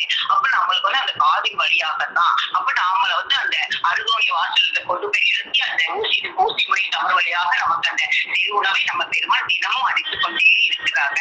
அப்ப தெரு உணவு அருந்துவதற்காக நமக்கு தெரியையும் படைத்து அதுல மதிய முழுக்க நம்மளுக்கு வழங்குவதற்காக அந்த வாரணாசி தெருவிலே அனுப்பி கொண்டே இருக்கிறாங்க. அப்ப தெரு உணவு அருந்தும் போது நமக்கு ஜீவ உணர்வு அது வந்து ஜீவ தேக வளர்ச்சிக்கு நமக்கு அது உதவியாக இருக்குது. அப்ப நீங்க அந்த மெய் உணர்ச்சி கைப்பதி எதன் வழியாக அப்படின்னா காது வழியாக தான் நமக்கு அந்த மெய் உணர்ச்சி தைக்கிறது. அப்ப திரை உணவு தான் நம்ம ஜீவனுக்கு உஷ்ணத்தையும் தேஜஸையும் கொடுக்குது. அப்ப திரை உணவு அருந்துவதோட யோகத்தில் ஆளுறவங்க. அப்ப திரை உணவு அருந்துவது என்பது ஞான தைதன்ய வார்த்தைகளை உள்ளம் சம்மதிக்க செவிமடுப்பது. அப்படி நம்ம திரை உணவை பருகப்பட நம்முடைய ஜீவ வளர்ச்சியானது வளர்ந்து நமக்கு அந்த நம்மளை எல்லாம் அந்த யோகத்தில் ஆக்கி நம்ம எல்லாம் ஜீவன் தெய்வீசன் ஆகக்கூடிய அந்த பெரிய அமுதை நமக்கு தினமும் அந்த ஆளவாயிலிருந்து நம்ம தெய்வம் நமக்கு அருளிக்கொண்டே இருக்கிறாங்க. அப்போ அது இதுதான் நம்ம வேதத்தை படிக்கக்கூடிய முதல் படி. அப்ப செவி உணர்வுனா வாயுணர்வின் மக்கள் அவையிடம் வாரிடம் அப்படின்னு திருவள்ளுவர் நாயர் அவர்களும் கூறியிருக்கிறாங்க. அப்ப செவி உணவு தான் அவசியம். அப்ப செவி உணவு இல்லாம தினம் வாயுணவை உண்ணக்கூடிய மக்கள் அவங்க இருந்தாலும் அழிந்தாலும் என்ன அப்படின்னு சொல்லி அவங்க மிகவும் ஆத்திரத்தோட கூறியிருப்பதாகவும் சொன்னாங்க. நம்ம வேதத்துல இருக்கிறத எடுத்து சொன்னாங்க. அப்போ நம்மளுக்கு ஒரு செவி உணவு தான் அவசியம். அப்ப செவி உணவின் அவசியத்தை நம்ம தெய்வமும் நம்மளுக்கு அறிவி இருக்கிறாங்க. அந்த செவி உணவு என்பது நம்மளுடைய அந்த அறிவு தேகத்தை வளர்ப்பதற்காகத்தான், நம்ம தெய்வ வளர்ச்சிக்காகத்தான் அப்படிங்கிறத நம்ம தெய்வம் அருளி அதை யார் கையில் கொடுத்து இந்த உலகம் முழுவதற்கும் வழங்கப்பட வேண்டுமோ அவர்கள் கையில் கொடுத்தாயிற்று. அப்ப நம்ம பெருமான் அவங்களுடைய திருக்கரங்கள்ல தான் அவங்களுடைய திருக்கரங்கள் அவங்களுடைய அந்த ஆளவாயில தான் நம்ம செவி உணவை அருந்தணும். அப்படி பல்லாயிரக்கணக்கான மக்கள் அந்த உணவை பெற்றுள்ளார்கள். இதையும் பெறுவோர் பெற்றுக் கொள்ளலாம் அப்படின்னு சொல்லி நம்ம தெய்வம் அவங்களுடைய திருக்குறள் கொடுத்து அழைத்து தினமும் நமக்கு அந்த செவி உணவை பருக வைத்துக் கொண்டு நம்ம பருகி கொண்டுதான் பல்வேறு சபைகள் மூலமாக நமக்கு செவி உணவை வழங்கி கொண்டே இருக்கிறாங்க. வேதத்தை 4 வேதங்களை அழித்து அதை அதன் மூலமாக வழங்குவதோடு மட்டுமல்லாமல் கருணை உள்ளமாகி கார்மிய மூர்த்தியாகி நம்ம பெருமான் இப்படி பலவையான வழிகளிலும் நமக்கு அந்த செவி உணவை அழித்துக் கொண்டே இருக்கிறாங்க. நாமும் அதை பருகி கொண்டே இருக்கிறோம். இதுதான் நம்ம வேதத்தை பழகுவதற்கு முதல் படியாகும் அப்படின்னு அக்கா சொன்னாங்க. அடுத்து கீர்த்தனம் அப்படின்னா கீர்த்தினா என்னதுன்னா புகழ். யாருடைய புகழ்? இறைவனுடைய புகழை பாடுவதற்காக தான் நமக்கு அந்த வாக்கறிவு அந்த வாய் அமைக்கப்பட்டிருக்கிறது. அப்ப நம்மளுக்கு வந்து அந்த தெய்வம் நமக்கு வந்து அவங்களே நம்மளுக்கு ஆகரகமான பலவித தோற்ற பாடல்கள் எல்லாம் எடுத்தார்கள் இருக்கிறாங்க. அப்போ அந்த தோற்ற பாடல்கள் எல்லாம் நம்ம உள்ள மூழ்கி மனம் கசிந்து கண்ணீர் மல்க நம்ம பாடணும். அப்போ அந்த அப்படியே பாடும்போது தான் நமக்கு வந்து நம்ம தெய்வம் வந்து நம்ம மனதுல வந்து அந்த முழு நினைவோட நம்ம தெய்வம் நமக்கு அருள் பாடுவாக இருக்கிறாங்க. அப்போ நம்ம தெய்வத்தை நினைக்கணும். நம்ம தெய்வத்தை நினைச்ச உடனே அவங்க நம்மளுக்கு நீ மனதை நினைத்தால் மட்டும் போதும், உன்னை நோக்கி 3 அடி எடுத்து வைப்பேன் அப்படின்னு சொல்லி நம்ம தெய்வத்தை நம்ம நினைவில் வைத்துக் கொள்வதனால அப்படி நம்ம கண்ணீர் மல்ல பாடி உருகி பாடுவதனால நமக்கு என்ன பயன் அப்படிங்கிறத திருமங்கை ஆழ்வார் எடுத்துக்கூடியதாக அக்கா சொல்லியிருக்காங்க. அப்ப அதனால நமக்கு என்னென்ன நன்மை வரும் அப்படின்னு சொன்னா குலம் தரும், செல்வம் தரும், அடியார் துயர் நீக்கும், நீர் விசும்பும் ஆழ்கை தரும், அருளோடு நிலம் செல்வம் தரும், அப்புறம் நமக்கு வந்து வளம் தரும் மற்றும் தந்திரம், தாயினும் ஆயினும் செய்யும், நலம் தரும் சொல்லை நான் கண்டு கொண்டேன் நாராயணா என்னும் நாமம். அப்போ நமக்கு வந்து அந்த நாராயணா அந்த தெய்வத்தினுடைய நாமத்தை உச்சரிக்கும் போது நமக்கு இவ்வளவு நன்மைகள் தருவதாக இருக்குது. அதனாலதான் நம்ம வந்து குழந்தை பிறந்தவுடன் நமக்கு அந்த குழந்தைக்கு ஒரு தெய்வத்தின் நாமம் சூட்டப்படுகிறது. ஏனென்றால் அது பிறக்கும் போது அது தலையில் பிறவி பிணி என்கிற யமன் வந்து அதை நம்மை சாய்ப்பதற்காக காத்துக் கொண்டிருக்கிறார். அப்ப அந்த யம வயதிலிருந்து நம்மை அந்த வீராத்திலிருந்து காப்பதற்காகத்தான் நமக்கு ஒரு தெய்வத்தின் நாமம் சூட்டப்படுகிறது. அப்ப அந்த நாமத்தை உச்சரிக்கும் போது அந்த நாமத்தை உச்சரித்து அந்த கீர்த்தியை அந்த புகழை அந்த தெய்வ நாமத்தை நாம் உச்சரிக்கும் போது நமக்கு வந்து தெய்வம் வந்து நமக்கு அருள் பாலிக்கிறாங்க. நம்மள அந்த ஆபத்திலிருந்து பார்க்கக்கூடிய பெருமானாக இருக்கிறாங்க. அப்ப இதுதான் வேதத்தினுடைய 2ஆம் படி அப்படின்னு அக்காட்ட சொன்னாங்க. அடுத்து ஸ்மரணம். அப்ப ஸ்மரணம் என்றால் சிந்தித்தல். நம்ம மனதார நம்ம தெய்வத்தை அந்த மனமிலும் கோயில்ல நம்மளுடைய இறுதி ஆசனத்துல நம்ம தெய்வம் கோடி சூரிய பிரகாசம் இருக்கக்கூடிய நம்ம தெய்வத்தை நம்ம சிந்தித்திருக்க வேண்டும். சிவாய நாம என்று சிந்தித்திருப்போருக்கு அபாயம் ஒன்றுமில்லை. அப்ப சிந்தித்திருப்பது என்ன சும்மா வாயினால சொல்லிக் கொள்வதில்லை. நம்ம வந்து அந்த சிந்தித்து இருப்பது என்றளவா சொல்லியிருக்கிறது. அப்ப சிந்தித்து என்பது அதை அனுபவித்து சுவைத்த பிறகுதான் நமக்கு சிந்திக்க வரும். அப்ப நம்ம பெருமானை அவங்களுடைய அந்த திருச்செயலை அவங்களுடைய அந்த திருநாமத்தை அந்த திரு உருவத்தை நம் மனதில் நம்ம வந்து நன்றாக நம்ம மனதில் நம்மளுடைய இதயத்தில் இறையாற்றத்தில் கண்டு ஒரு தெய்வ குருபிரன் அவங்க மூலமாக நம்ம திரு இறையாற்றத்தில் கண்டு அவங்களை கண்டு துதித்த பிறகுதான் நம்மளுக்கு அந்த சிந்திக்க வரும். அப்போ அந்த புலன்பொறி கடந்து சிந்திப்பதுதான் தவமாக இருக்குது. அப்போ அந்த தவத்தை நம்மளால செய்ய முடியாது. அதற்கு ஒரு தேகமுள்ள பிராணின் வல்லமும் தேகமற்ற இறைவனின் வல்லமும் கூடிய ஒரு தீர்த்தர் உனக்கு வாய்க்க வேணும். அவங்க உன்னை போல ஒரு தேகையாக இந்த மனித உருவை எடுத்து வந்து அவர்கள் உண்மையை இரக்கம் கொண்டு உன்னை கை போட்டு அவங்க வந்து உன்னை நடத்திக்க வேணும். அப்போதான் நம்மளுக்கு வந்து அந்த தவ ஏற்றம் இருக்கும். அப்போ நம்ம எப்பயுமே அந்த தெய்வ நினைவோடு நம்ம தெய்வத்தையே நம்ம மனதுல சிந்தித்துக் கொண்டே இருக்க வேண்டும். இதுதான் நம்மளுக்கு வந்து 3வது படியாகிய ஸ்மரணம் அப்படின்ற அக்கா எடுத்து சொன்னாங்க. அப்போ தெய்வ குருபராக நம்ம வந்து நம்மளுக்கு குருபரனாக நம்மளுக்கு தெய்வமாக நம்மளுடைய குருபராக வாய்த்திருக்க நம்ம தெய்வம். நான் யாரை கண்டவுடன் பிறரை காண விரும்பாதோ, நம் கண்கள் காண விரும்பாதோ, யாருடைய திருத்தந்நதிக்கு சென்ற பிறகு நம் காலில் பிற சன்னதியை தேடாதோ, யாருடைய தரிக்கணத்தை யாருடைய அந்த திருவாக்கை கேட்ட பிறகு நம் காது பெரியதை கேட்க விரும்பாதோ, அப்படிப்பட்ட நம்ம பெருமான அவங்களை நம்ம உள்ளத்துல நம்ம சிறிது இடம் கொடுத்தா போதும், அவங்க நம் உள்ளம் முழுவதும் குடியேறி நம்மளை ஆட்கொண்டு நம்மை அந்த இன்ப நாட்டிற்கு அழைத்து செல்லக்கூடிய பெருமானாக இருப்பாங்க. அப்ப நம்மளுக்கு வந்து அந்த வேதத்தை வந்து நம்ம பழகணும், வேதத்தை தெரிஞ்சு கொள்ளணும் அப்படின்னா படித்தவரிடத்தில் தெரிந்து கொள்ளாமல் பழகியவரிடத்தில் தெரிந்து கொள்வதுதான் சிறந்தது அப்படின்னு நம்ம தெய்வம் அறிவித்தாங்க. அவன் சும்மா படித்து கொண்டு பேசுவன் வந்து அவன் பேசுவது அவனுடைய செயலாக இருக்காது. அவன் ஏதாவது அந்த செயல் வந்து அவனுடைய செயலாக இருக்காது. யாரோ பேசியதையோ யாரோ பெற்றுக்கொண்ட கல்வியோ பெற்றுக்கொண்டு ஆகா எவ்வளவு நன்றாக இருக்குது அப்படின்னு சொல்லுவான். அதனால நமக்கு எந்த பிரயோஜனமும் கிடையாது. ஆனா நம்ம பெருமான் நம்மளுடைய வேதத்துல இப்படியான நிலைகளெல்லாம் எல்லா நிலைகளையும் நமக்கு அருளி நம் பொறிகள் எதையும் நினைக்காதபடி தெய்வ நினைவிலேயே நம்ம ஏற்றி வைத்திருக்கின்ற அந்த தேவாமிரத இனிப்பை மாறாது ஊட்டுகின்ற அந்த நித்தியானதை ஏழுக்கடல் கரும்பு இனிப்பை தருகின்ற அந்த கரும்பு தருகின்ற இனிப்பை கொடுக்கின்ற வசந்த காலத்துல நம்ம பெருமான் நமக்காக வந்திருக்காங்க. அவங்களுடைய திருவடியை நம்ம பணிந்து அவங்களையே தோற்றிட்டு அவங்களையே நம் நினைவில் கொண்டு நம்ம துடித்து வந்தோம்னா, அவங்களே வணங்கி வந்தோம்னா நம்மள அந்த தெய்வ நிலையிலேயே அந்த தெய்வ மலரில் நம்மளை ஏற்றி வைக்கக்கூடிய அறிவாகான கோபராக நம்ம ஆசான் இருக்கிறாங்க. அப்ப நம்ம பெருமான் அவங்களை நம்ம அந்த வேதத்தை நமக்கு அதுலயே நம்ம பெருமான் அவங்களை நம்ம தினமும் அவங்களுடைய அந்த ஆலவாய முடி நம்ம செய்வோனவாக பருகி அவங்களுடைய புகழையே நம்ம தினமும் பாடி அவங்களையே நம்ம மனதில் என்றென்றும் இருத்தி நம் பெருமான் அவர்களை துதித்து வந்தோம்னா நம்மளுடைய கவலைகள் எல்லாம் போட்டி நாம் பெருமான் நம்மையும் அந்த பெரிய நாட்டிற்கு அழைத்து செல்வார்கள் அப்படின்னு சொல்லி தெரிந்து கொண்டேமா. நமஸ்காரமா. ஜீவ சகோதரி சாலை அமுதா அவர்கள். ஆதி பரமகுரு ஐயஞ்சிறுபாதத்தை பணிந்து போற்றி புகழ்ந்து அக்காவிற்கு முதற்கண் நமஸ்காரம். இங்கு கூடியிருக்கும் அனைவருக்கும் என் நமஸ்காரங்கள். இன்னைக்கு வந்து அக்கா வந்து பாகவத புராணம் அதை எடுத்து கொடுத்தாங்க. அப்ப வேதம் வந்து படித்து வந்தவருடன் பழகி வர வேண்டுமா இல்ல பழகி வந்தவருடன் படித்து வர வேண்டுமா அப்படின்னு எடுத்து கொடுத்தாங்க. அப்ப தூலம் எதற்காக எடுத்தோம்னா நாம எங்கிருந்து வந்தோமோ அங்கேயே போய் சேர வேண்டும். அப்ப எங்கிருந்து வந்தோமோ அங்கே போய் சேர வேண்டும்ன்றதுக்கு வந்து சில வழிகள் இருக்கும்ல. அதுக்காக அந்த பாகவத புராணம்ல இருந்து அவர்களுடைய திருவடியை எப்படி அடைய வேண்டும்ன்றது அந்த பல படிநிலைகள். அதுல வந்து ஃபர்ஸ்ட் அந்த நவவித பக்தி, அந்த 9 வகை பக்தி நிலைகளை வந்து எடுத்து அந்த இறைமகிமை பத்தி வந்து எடுத்து கொடுத்தாங்க. அதுல வந்து ஸ்ரவணம் ஃபர்ஸ்ட். அது ஸ்ரவணம்னா கேட்டல். கரெக்டா சொல்றேனாக்கா? ஸ்ரவணம் கேட்டல்னா வந்து நம்ம வந்து கவனமாக கேட்க வேண்டும். அப்ப வந்து கவனமாக அது எதுன்னா செவி உணவு. அது அப்ப வாயுணவு இந்த அனித்திய உடலை வளர்ப்பதற்காக என்று யாவற்றாலும் அறிவார்கள். ஆனால் செவியுணவு எது, அது எதற்காக தரப்பெற்றது என்பதுதான் எவருக்கும் எட்டவில்லை.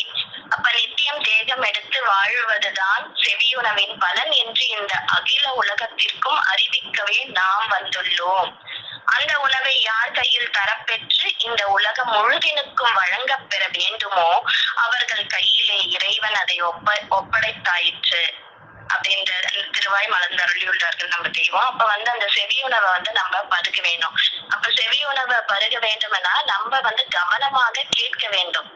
அதுக்கு நிறைய உதாரணம்லாம் எல்லாம் எடுத்து கொடுத்தாங்க. நம்ம வந்து இந்த அந்த இதுக்குதான் இந்த இரண்ய கசிப்பு பிரகல்லாதன் கதெல்லாம் எடுத்து இது பண்ணாங்க. அப்ப அந்த இரண்ய கசிப்புனா ஒரு அந்த அந்த இதுக்கு ஒரு தத்துவ அர்த்தம் ஒண்ணு இருக்கு. இரண்ய கசிப்புனா அகந்தை, பொருளாசை, இறை மறுப்பு, அதெல்லாம் இரண்ய கசிப்புக்கு வந்து அந்த இது சொல்லுவாங்க. இப்ப பிரகல்லாதனுக்கு என்ன சொல்லுவாங்கன்னா உறுதியான பக்தி, இறை நம்பிக்கை, அச்சமின்மை, இதெல்லாம் எடுத்து கொடுத்தாங்க அக்கா. அப்ப வந்து நம்ம கவனமாக கேட்கணும்ன்றதுக்கு வந்து நம்ம வேதத்துல வந்து நிறைய இடத்துல தெய்வம் வந்து மின்னி காமிச்சிருக்காங்க. நான் ஞான முறையீட்டுல வந்து கவனம் பாயும் குளிகை கட்டேறவும் மெய்வழி நூல்ல எடுக்கும் போது கேசரியா மடையாளம் கவனமாய் கேள்னு மெய்மன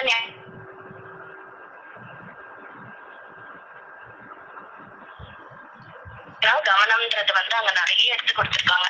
அப்படியே எடுத்துட்டு போனா குருமுராரியில கூட தோன்றிவிடும் ஆயிரத்தை தண்டமெல்லாம் ஜெகஜோதி கவனமணி குளிகை வேகம் அப்படின்னு. இப்ப வாத கர்ப்பம்ல பார்த்தோம்னா நாளிலோ நொடியின் நேரம் நடுவினில் இடைவிடாமல் கால் மடி தாட்டி கொண்டு கவனமாய் வழித்தெடுத்து இந்த மாதிரி பாடல்கள் எல்லாம் எடுத்து கொடுத்திருக்காங்க. அப்ப கற்பக வாசி மேல் உற்பனச்சாரி கடுநடை வேகமெழ கண்டு கொள்வதற்கு விண்டிட உரைப்போம் கவனமாய் கேள் மகனே. அப்ப எல்லா இடத்துலயும் ஏன் இங்க கவனமாய் கவனமாய்னு நம்ம வந்து மனசு வந்து அலை பாஞ்சுட்டே இருக்கும். ஒரு இதுல வந்து கவனமா கேட்டாதான் நம்ம உள்ள போய் சேரும். அது வந்து ஜீவனுக்கு வந்து உணவா ஆகும் செவி உணவு எடுக்கும் போது. அப்ப மௌன வைப்பின் வகை விதி தேயனை கவனம் பாய்ந்திட வைத்தினை யாட்கொண்டு ரொம்ப சொல்ல கேள் ஞான வழி சுருக்கம் இன்னொரு. அப்ப நிறைய இடத்துல வந்து இந்த கவனம் கேள், கவனமா கேள். அப்ப கற்பக வாசி மேல் உற்பனச்சாரி கடுநடை வேகமெழ கண்டு கொள்ளுதற்கு விண்டிட உரைப்போம் கவனமாய் கேள் மகனே அப்படின்னு தௌஹீது மக்காம்ல கூட கறந்த பால் போனான்காம் நபுசை சொல்வேன் காது கூட கேள் மகனே இம்மெஞ்சேதான் அப்படின்னு. அப்ப பூங்கிலி கண்ணில எடுத்தனா கூட ஆதி பரமகுரு ஐயஞ்சிருப்பாதம் ஓதி அடி பணிந்து உரைப்பது கேள் பூங்கிலியே அப்படின்னு நிறைய இடத்துல அப்படி தொகுத்தோன்னு வச்சுக்கோங்களேன். நிறைய இடத்துல கவனமாய் கேள் கேள்னு எதுக்கு கேள்னு. அப்ப கேட்டாதான் நம்ம செவிக்கு வந்து செவி உணவு இதுவோ அதுதான் நம்ம ஜீவனுக்கு வந்து உயிர்விக்கிற இதுவா இருக்கு. அப்ப அடுத்த நிலை என்னன்னா கீர்த்தனம். கீர்த்தனம்னா இறைவனை பாடுதல். நம்ம தெய்வம் வந்து வேத நூல்லாம் எடுத்து வச்சது நமக்கு வந்து அந்த பாடுதல்ன்றதுக்காக அதுவும் எடுத்து கொடுத்தாங்க. அப்ப நம்ம வந்து அந்த தோத்திர பாடல் அப்ப எல்லாமே இறைவனை நம்ம கிட்ட நெருங்கணும்னா அந்த பாடல் மூலியமா அது நமக்கே வந்து ஜீவனுக்கு வந்து பெரிய உணவா இருக்கும். அதனால நம்ம பாட முடியாதுன்னு அவங்க எல்லாத்தையும் எடுத்து வச்சாங்க. வேத நூல்ல வந்து எவ்வளவு ராகம் எவ்வளவு இது நம்ம போய் உள்ள போய் பார்த்தோம்னா மான்மியம் இருக்கு. காலையில வந்து இந்த காலையில பாடுற பாடல் அந்த திருப்பஞ்சனை எழுச்சி அந்த மாதிரி எல்லாம் பாத்தீங்கன்னா காலையில இருந்தே ஒரு 4:30 மணில இருந்தே ஆரம்பிக்க நம்ம அந்த பாடும் போது திருப்பஞ்சனை எழுச்சி எல்லாம் கேட்டோம்னா அவ்வளவு மனசுக்கு வந்து இதுவா எதுக்கு இதெல்லாம் எடுத்து வச்சாங்க. நம்ம அந்த இறை கிட்ட போக்குறதுக்கு தான். அப்ப அந்த மாதிரி இருக்கும்போது கோடியன் கிரண ஒளி அனந்தம் கோடி கொழுக்கம்பம் பிடரிக்கண் கூசி கூசும் பாடுகின்ற நாதசுர சிலம்பி நோசை பரவசமாம் நந்த வண்ட லகரி சொக்கும். அந்த மாதிரி எல்லாம் எடுத்து கொடுத்தாங்க அந்த பாடல் எல்லாம். அப்ப அடுத்த நிலை வந்து ஸ்மரணம் மரணம். அப்ப வந்து மரணம்னா இறைவனை எப்போதும் நினைத்தல் சிந்தித்தல். அதுக்கெல்லாம் நிறைய வந்து உதாரணம் வந்து மரணம்னா பொருள் மாறிடும். ஸ்மரணம் ஸ்மரணம் அதாங்க ஸ்மரணம் முன்னாடி வரும். ஆமாப்பா. ஓகேக்கா. ஸ்மரணம் அந்த இறைவனை எப்போதும் நினைத்தல் சிந்தித்தல் அதுதான் ஸ்மரணம்னு எடுத்து கொடுத்தாங்க. அப்ப வந்து அது அப்ப நம்ம எப்பவுமே நினைக்கணும்ன்றது வந்து நினைச்சிட்டு இருக்கணும், சிந்திக்கணும். நமச்சிவாயத்தை வந்து அந்த சிந்திக்கணும் அப்படின்றது அதெல்லாம் கூட எடுத்து இது பண்ணாங்க. இப்ப மெய்வழி நூல்ல எல்லாம் வந்து சிந்தித்து அந்த நினைத்தல்ல பஞ்சமென்று ஒரு நினைவாய் காக்கும் போது தவிடு பொடி யாம் பாவம் பார்க்க ஆதி. தவிடு பொடி யாம் பாவம் பார்க்க ஆதி. ஆதி பாக்குறதுக்கு வந்து அந்த நம்ம ஒரு நினைவா இருக்கும் போது அந்த நம்ம பாவம் எல்லாம் பொடியாகும். அப்ப அவங்கள நினைக்கும் போது சிந்திக்கும் போதுதான் ஏழு தானே தவறாமலும் என் நினைவின் முன்னே நிற்க வேண்டும். அப்ப நினைவின் அவங்க நினைவு நம்ம முன்னாடி நிக்கணும் அப்படிலாம் எடுத்து நம்ம நிறைய வேத பாடல்லாம் வந்து அந்த நினைவை சிந்திக்கிறதுக்கு எடுத்து பாடி தெய்வம் எடுத்து கொடுத்திருக்காங்க. அப்ப அந்த இன்னொரு பாடல்ல கூட ஓங்குவர் உயிருக்கு நாளும் ஒரு துணையருமா நிற்பர், அதுலயும் வந்து பாடல்ல ஓங்குவ உயிருக்கு நாளும் ஒரு துணை வருமா நிற்பர். ஆமாக்கா, அதுல கூட ஒரு இது வரும்க்கா. என்ன வருதுமா அந்த பாடல்ல கூட? ஓங்குவாடும் உறுதுணை வருமா நிற்பர், பாங்குறும் சுருதி கேட்டா பழம் வாங்குவோர் உயிர்ப்பு இருக்கும் வளர்ச்செவி சுவையா நிற்பர், நீங்குறா நேர்மையாளர் நினைவில் நாளும் நிற்பர். நினைவில் என்னாலும் நிற்பர். அந்த நினைவுல வந்து நம்ம நினைவுல அவங்க என்னாலும் நிற்க வேண்டும். அதுக்குதான் வந்து அந்த அந்த பாடல் எடுத்தேங்க. அப்போ என்னை நம்பின பேருக்கெல்லாம் இருத்தினோம் மீட்பின் திட்டம், அவங்கள நம்பணும். அப்ப என்னை நம்பினதாய் கூறி தன் நினைவிலே திட்டம் பண்ணிய மன்னருக்கெல்லாம் படும் எதிர் சாவே திட்டம். அப்ப நம்ம வந்து நம்ம தன் நினைவுல, அவங்க நினைவுல இல்லாம தன் நினைவுல இருந்தா வந்து சாவேதான் திட்டம்னு அதுவும் எடுத்து கொடுக்குறாங்க. அப்ப அவங்க நம்ம நினைவுல அவங்களையேதான் வச்சுக்கலாம், வேற எதுவும் வச்சா நமக்கு சாவுதான்றது. அப்ப இந்த மாதிரி நிறைய விஷயம்க்கா. அப்புறம் திருமங்கை ஆழ்வார்க்கு அப்புறம் நாளும் பாடல் பாடு. ஓங்குவர் உயிருக்கு நாளுமா? ஒரு நிமிஷம்க்கா. பக்கம் 361 பாரு. ஆதிமேவிலே புராண வேதாந்தம் பக்கம் 361. ஓங்குவர், அது எப்படிக்கா ராகம்? அது ஓங்குவர்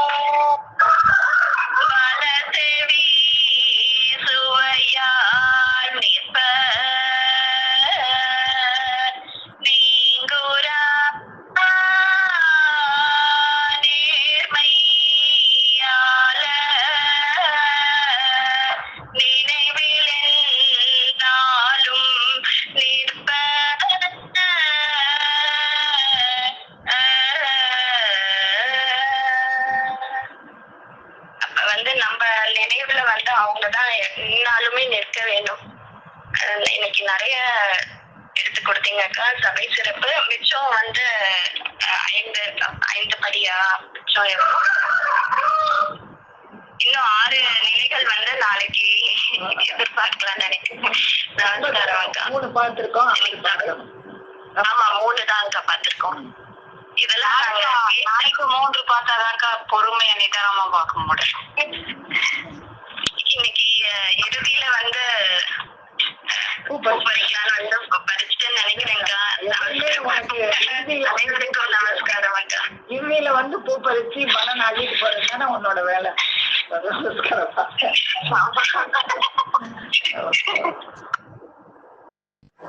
ஜீவ சகோதரர் சாலை கோகுல் அண்ணா அவர்கள். நாம் பழக்கத்தை பழகி வருகிறோம். வேதம்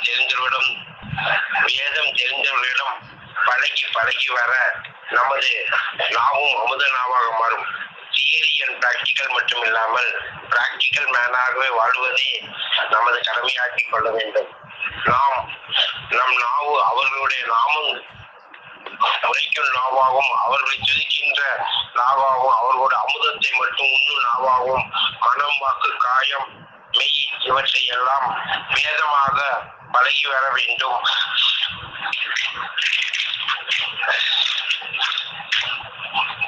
பாகவத புராணத்துல சிரவணம், கீர்த்தனம், மரண். சிரவணம் வந்து ஜீவனுக்கு உஷ்ணமே, செவி மூலமாக ஜீவனுக்கு உஷ்ணமே ஏற கிடைக்க வேண்டும். செவி உணவு அருந்தாவிட்டால் ஜீவதேகத்திற்கு ஊடுருவி பாய முடியாது, பெருக்கிக் கொள்ள வேண்டும்.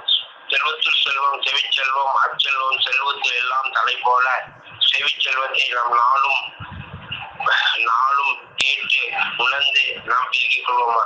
கீர்த்தனம், புகழ் பாடுதல், தேவ தோத்திர பாடல்கள் அவர்கள் துணி கொண்டு அவர்கள் துணியை கேட்டு அந்த துணி பிரகாரம் பாடுவதன் மூலமாகவும் நமக்கு அந்த கீர்த்தனம் பழகி நமது உடலை உருக்கி பாட வேண்டும், கண்ணீர் மல்கி பாட வேண்டும். பாட பாட நாட நாட கோதரித்திரம் என்பதை போலவும் நினைவு சிந்தித்து பழக வேண்டும். சிந்தித்திருப்பவனுக்கு மரணம் இல்லை, சிந்தித்திருப்பவனுக்கு அபாயம் இல்லை. தவம் ஏற்றம் ரொம்ப துணையாக இருக்க வேண்டும்.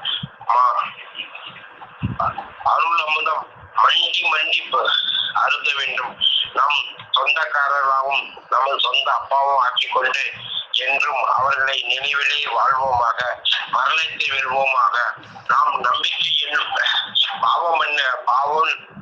பாவ நம்பிக்கை என்னும் திருமந்திரத்தை ஒரு அனந்தர் போத நாம் பின்பற்ற வேண்டும் என்பதை நான் தெரிந்திருந்தேன். ஆனால் இன்னைக்கு சந்திரேகா சொன்ன போல் வைரம் வாய்ந்த மரத்தில் ஒளி ஏறாதது போலவும், அதே போல நாம் இந்த ஒரு A to Z உள்ள அந்த பாவ திருமந்திர நம்பிக்கை வைக்க வேண்டும். திருமந்திரத்தை நாம் தினமும் பழகி அதை நாம் நெஞ்சில் நிலைநிறுத்தி கொண்டால் வைரமணி தேகமாக பெறுவோம் என்று நாம் பெறுவோம், பெற்றிடுவோம். தெய்வமே கொள்ளாதா என்று கூறி சபை சிறப்பாக நமஸ்காரம். அதே பணிகள் உள்ள கொடிய தெய்வம் ஏற்றினார்கள்.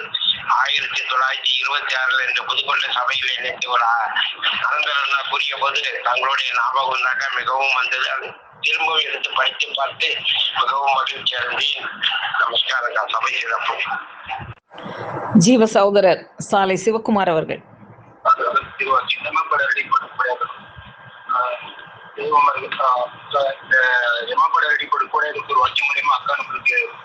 தெய்வங்களுடைய அந்த வேத முத்துக்களை எடுத்து பகிர்ந்தாங்க.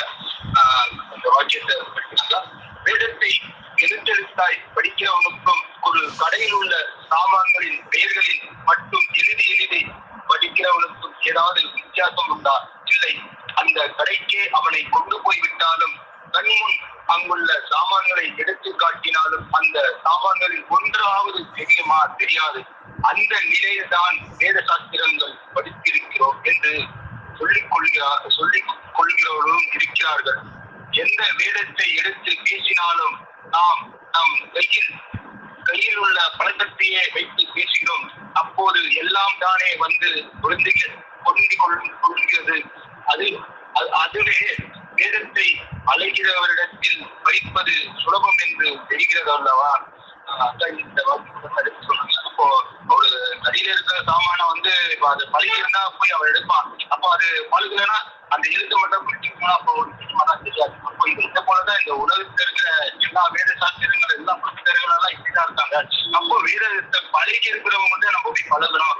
பிராக்டிக்கல் தியரி ரெண்டுமே இருக்குது. அப்போ பிராக்டிக்கலும் நம்ம பண்ணணும், தியரியா பண்ணணும். அப்போ அந்த ரெண்டும் கத்துனாதான் நம்மளுக்கு எளிமையா இருக்குது. அப்போ இந்த வேதத்தை எங்க பழகி தராமோ அந்த இடத்துல அந்த எல்லையில தான் நம்ம போய் நம்ம கூட சேர்ந்து கலந்து கொண்டு இந்த பதவி கொண்டு தெரிஞ்சுக்கலாம். அப்போ இந்த நம்மளுக்கு தெய்வமர்கள் நமக்கு கொடுத்துள்ள வேலை பணி என்னன்னா தெய்வமருடைய பெருமை எடுத்து பேசணும். தெய்வத்தோட அந்த வேத முத்துக்கள் ஒவ்வொன்றும் எல்லாரும் எடுத்து பேசணும். பாடல்கள் ஆகட்டும், மாந்தியம் ஆகட்டும், பூரா ஆகட்டும், இப்படி எல்லா விதத்தையும் எடுத்து பேசணும். அதுக்காக தான் இந்த நாவல் நமக்கு தெய்வமர்கள் கொடுத்திருக்காங்க. வீணான வார்த்தைகளுக்காக இல்ல. மற்றவங்களை பத்தி கூட நம்ம பேசக்கூடாது. தெய்வமர்கள் நம்மளுக்கு கொடுத்திருக்கிற பணி என்னன்னா அவங்கள உரையாத என்னாலும் நினைத்து கொண்டே இருக்கணும்.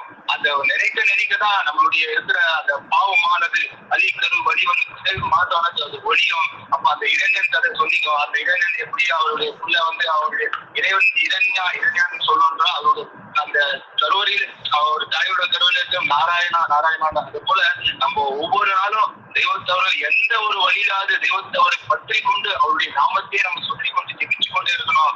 அதுதான் நம்மளுடைய ஒரு வேலையா இருக்குது. அப்போ அந்த செடிக்கு வாயில் உணவு தின்பவன் பாவத்தில் ஆள்கிறான், செடிக்கு உணவு அருந்தவன் யோகத்தில் ஆள்கிறான். அப்ப நம்ம என்னன்னா தினந்தோறும் இந்த செடி உணவு உட்கொள்ள அதை வந்து நம்ம அந்த தேகமானது உஷ்ணம் ஏறுகிறது இன்னைக்கு தெரிஞ்சுக்கலாம். அப்போ இது கூர்ந்து கவனிக்கணும்.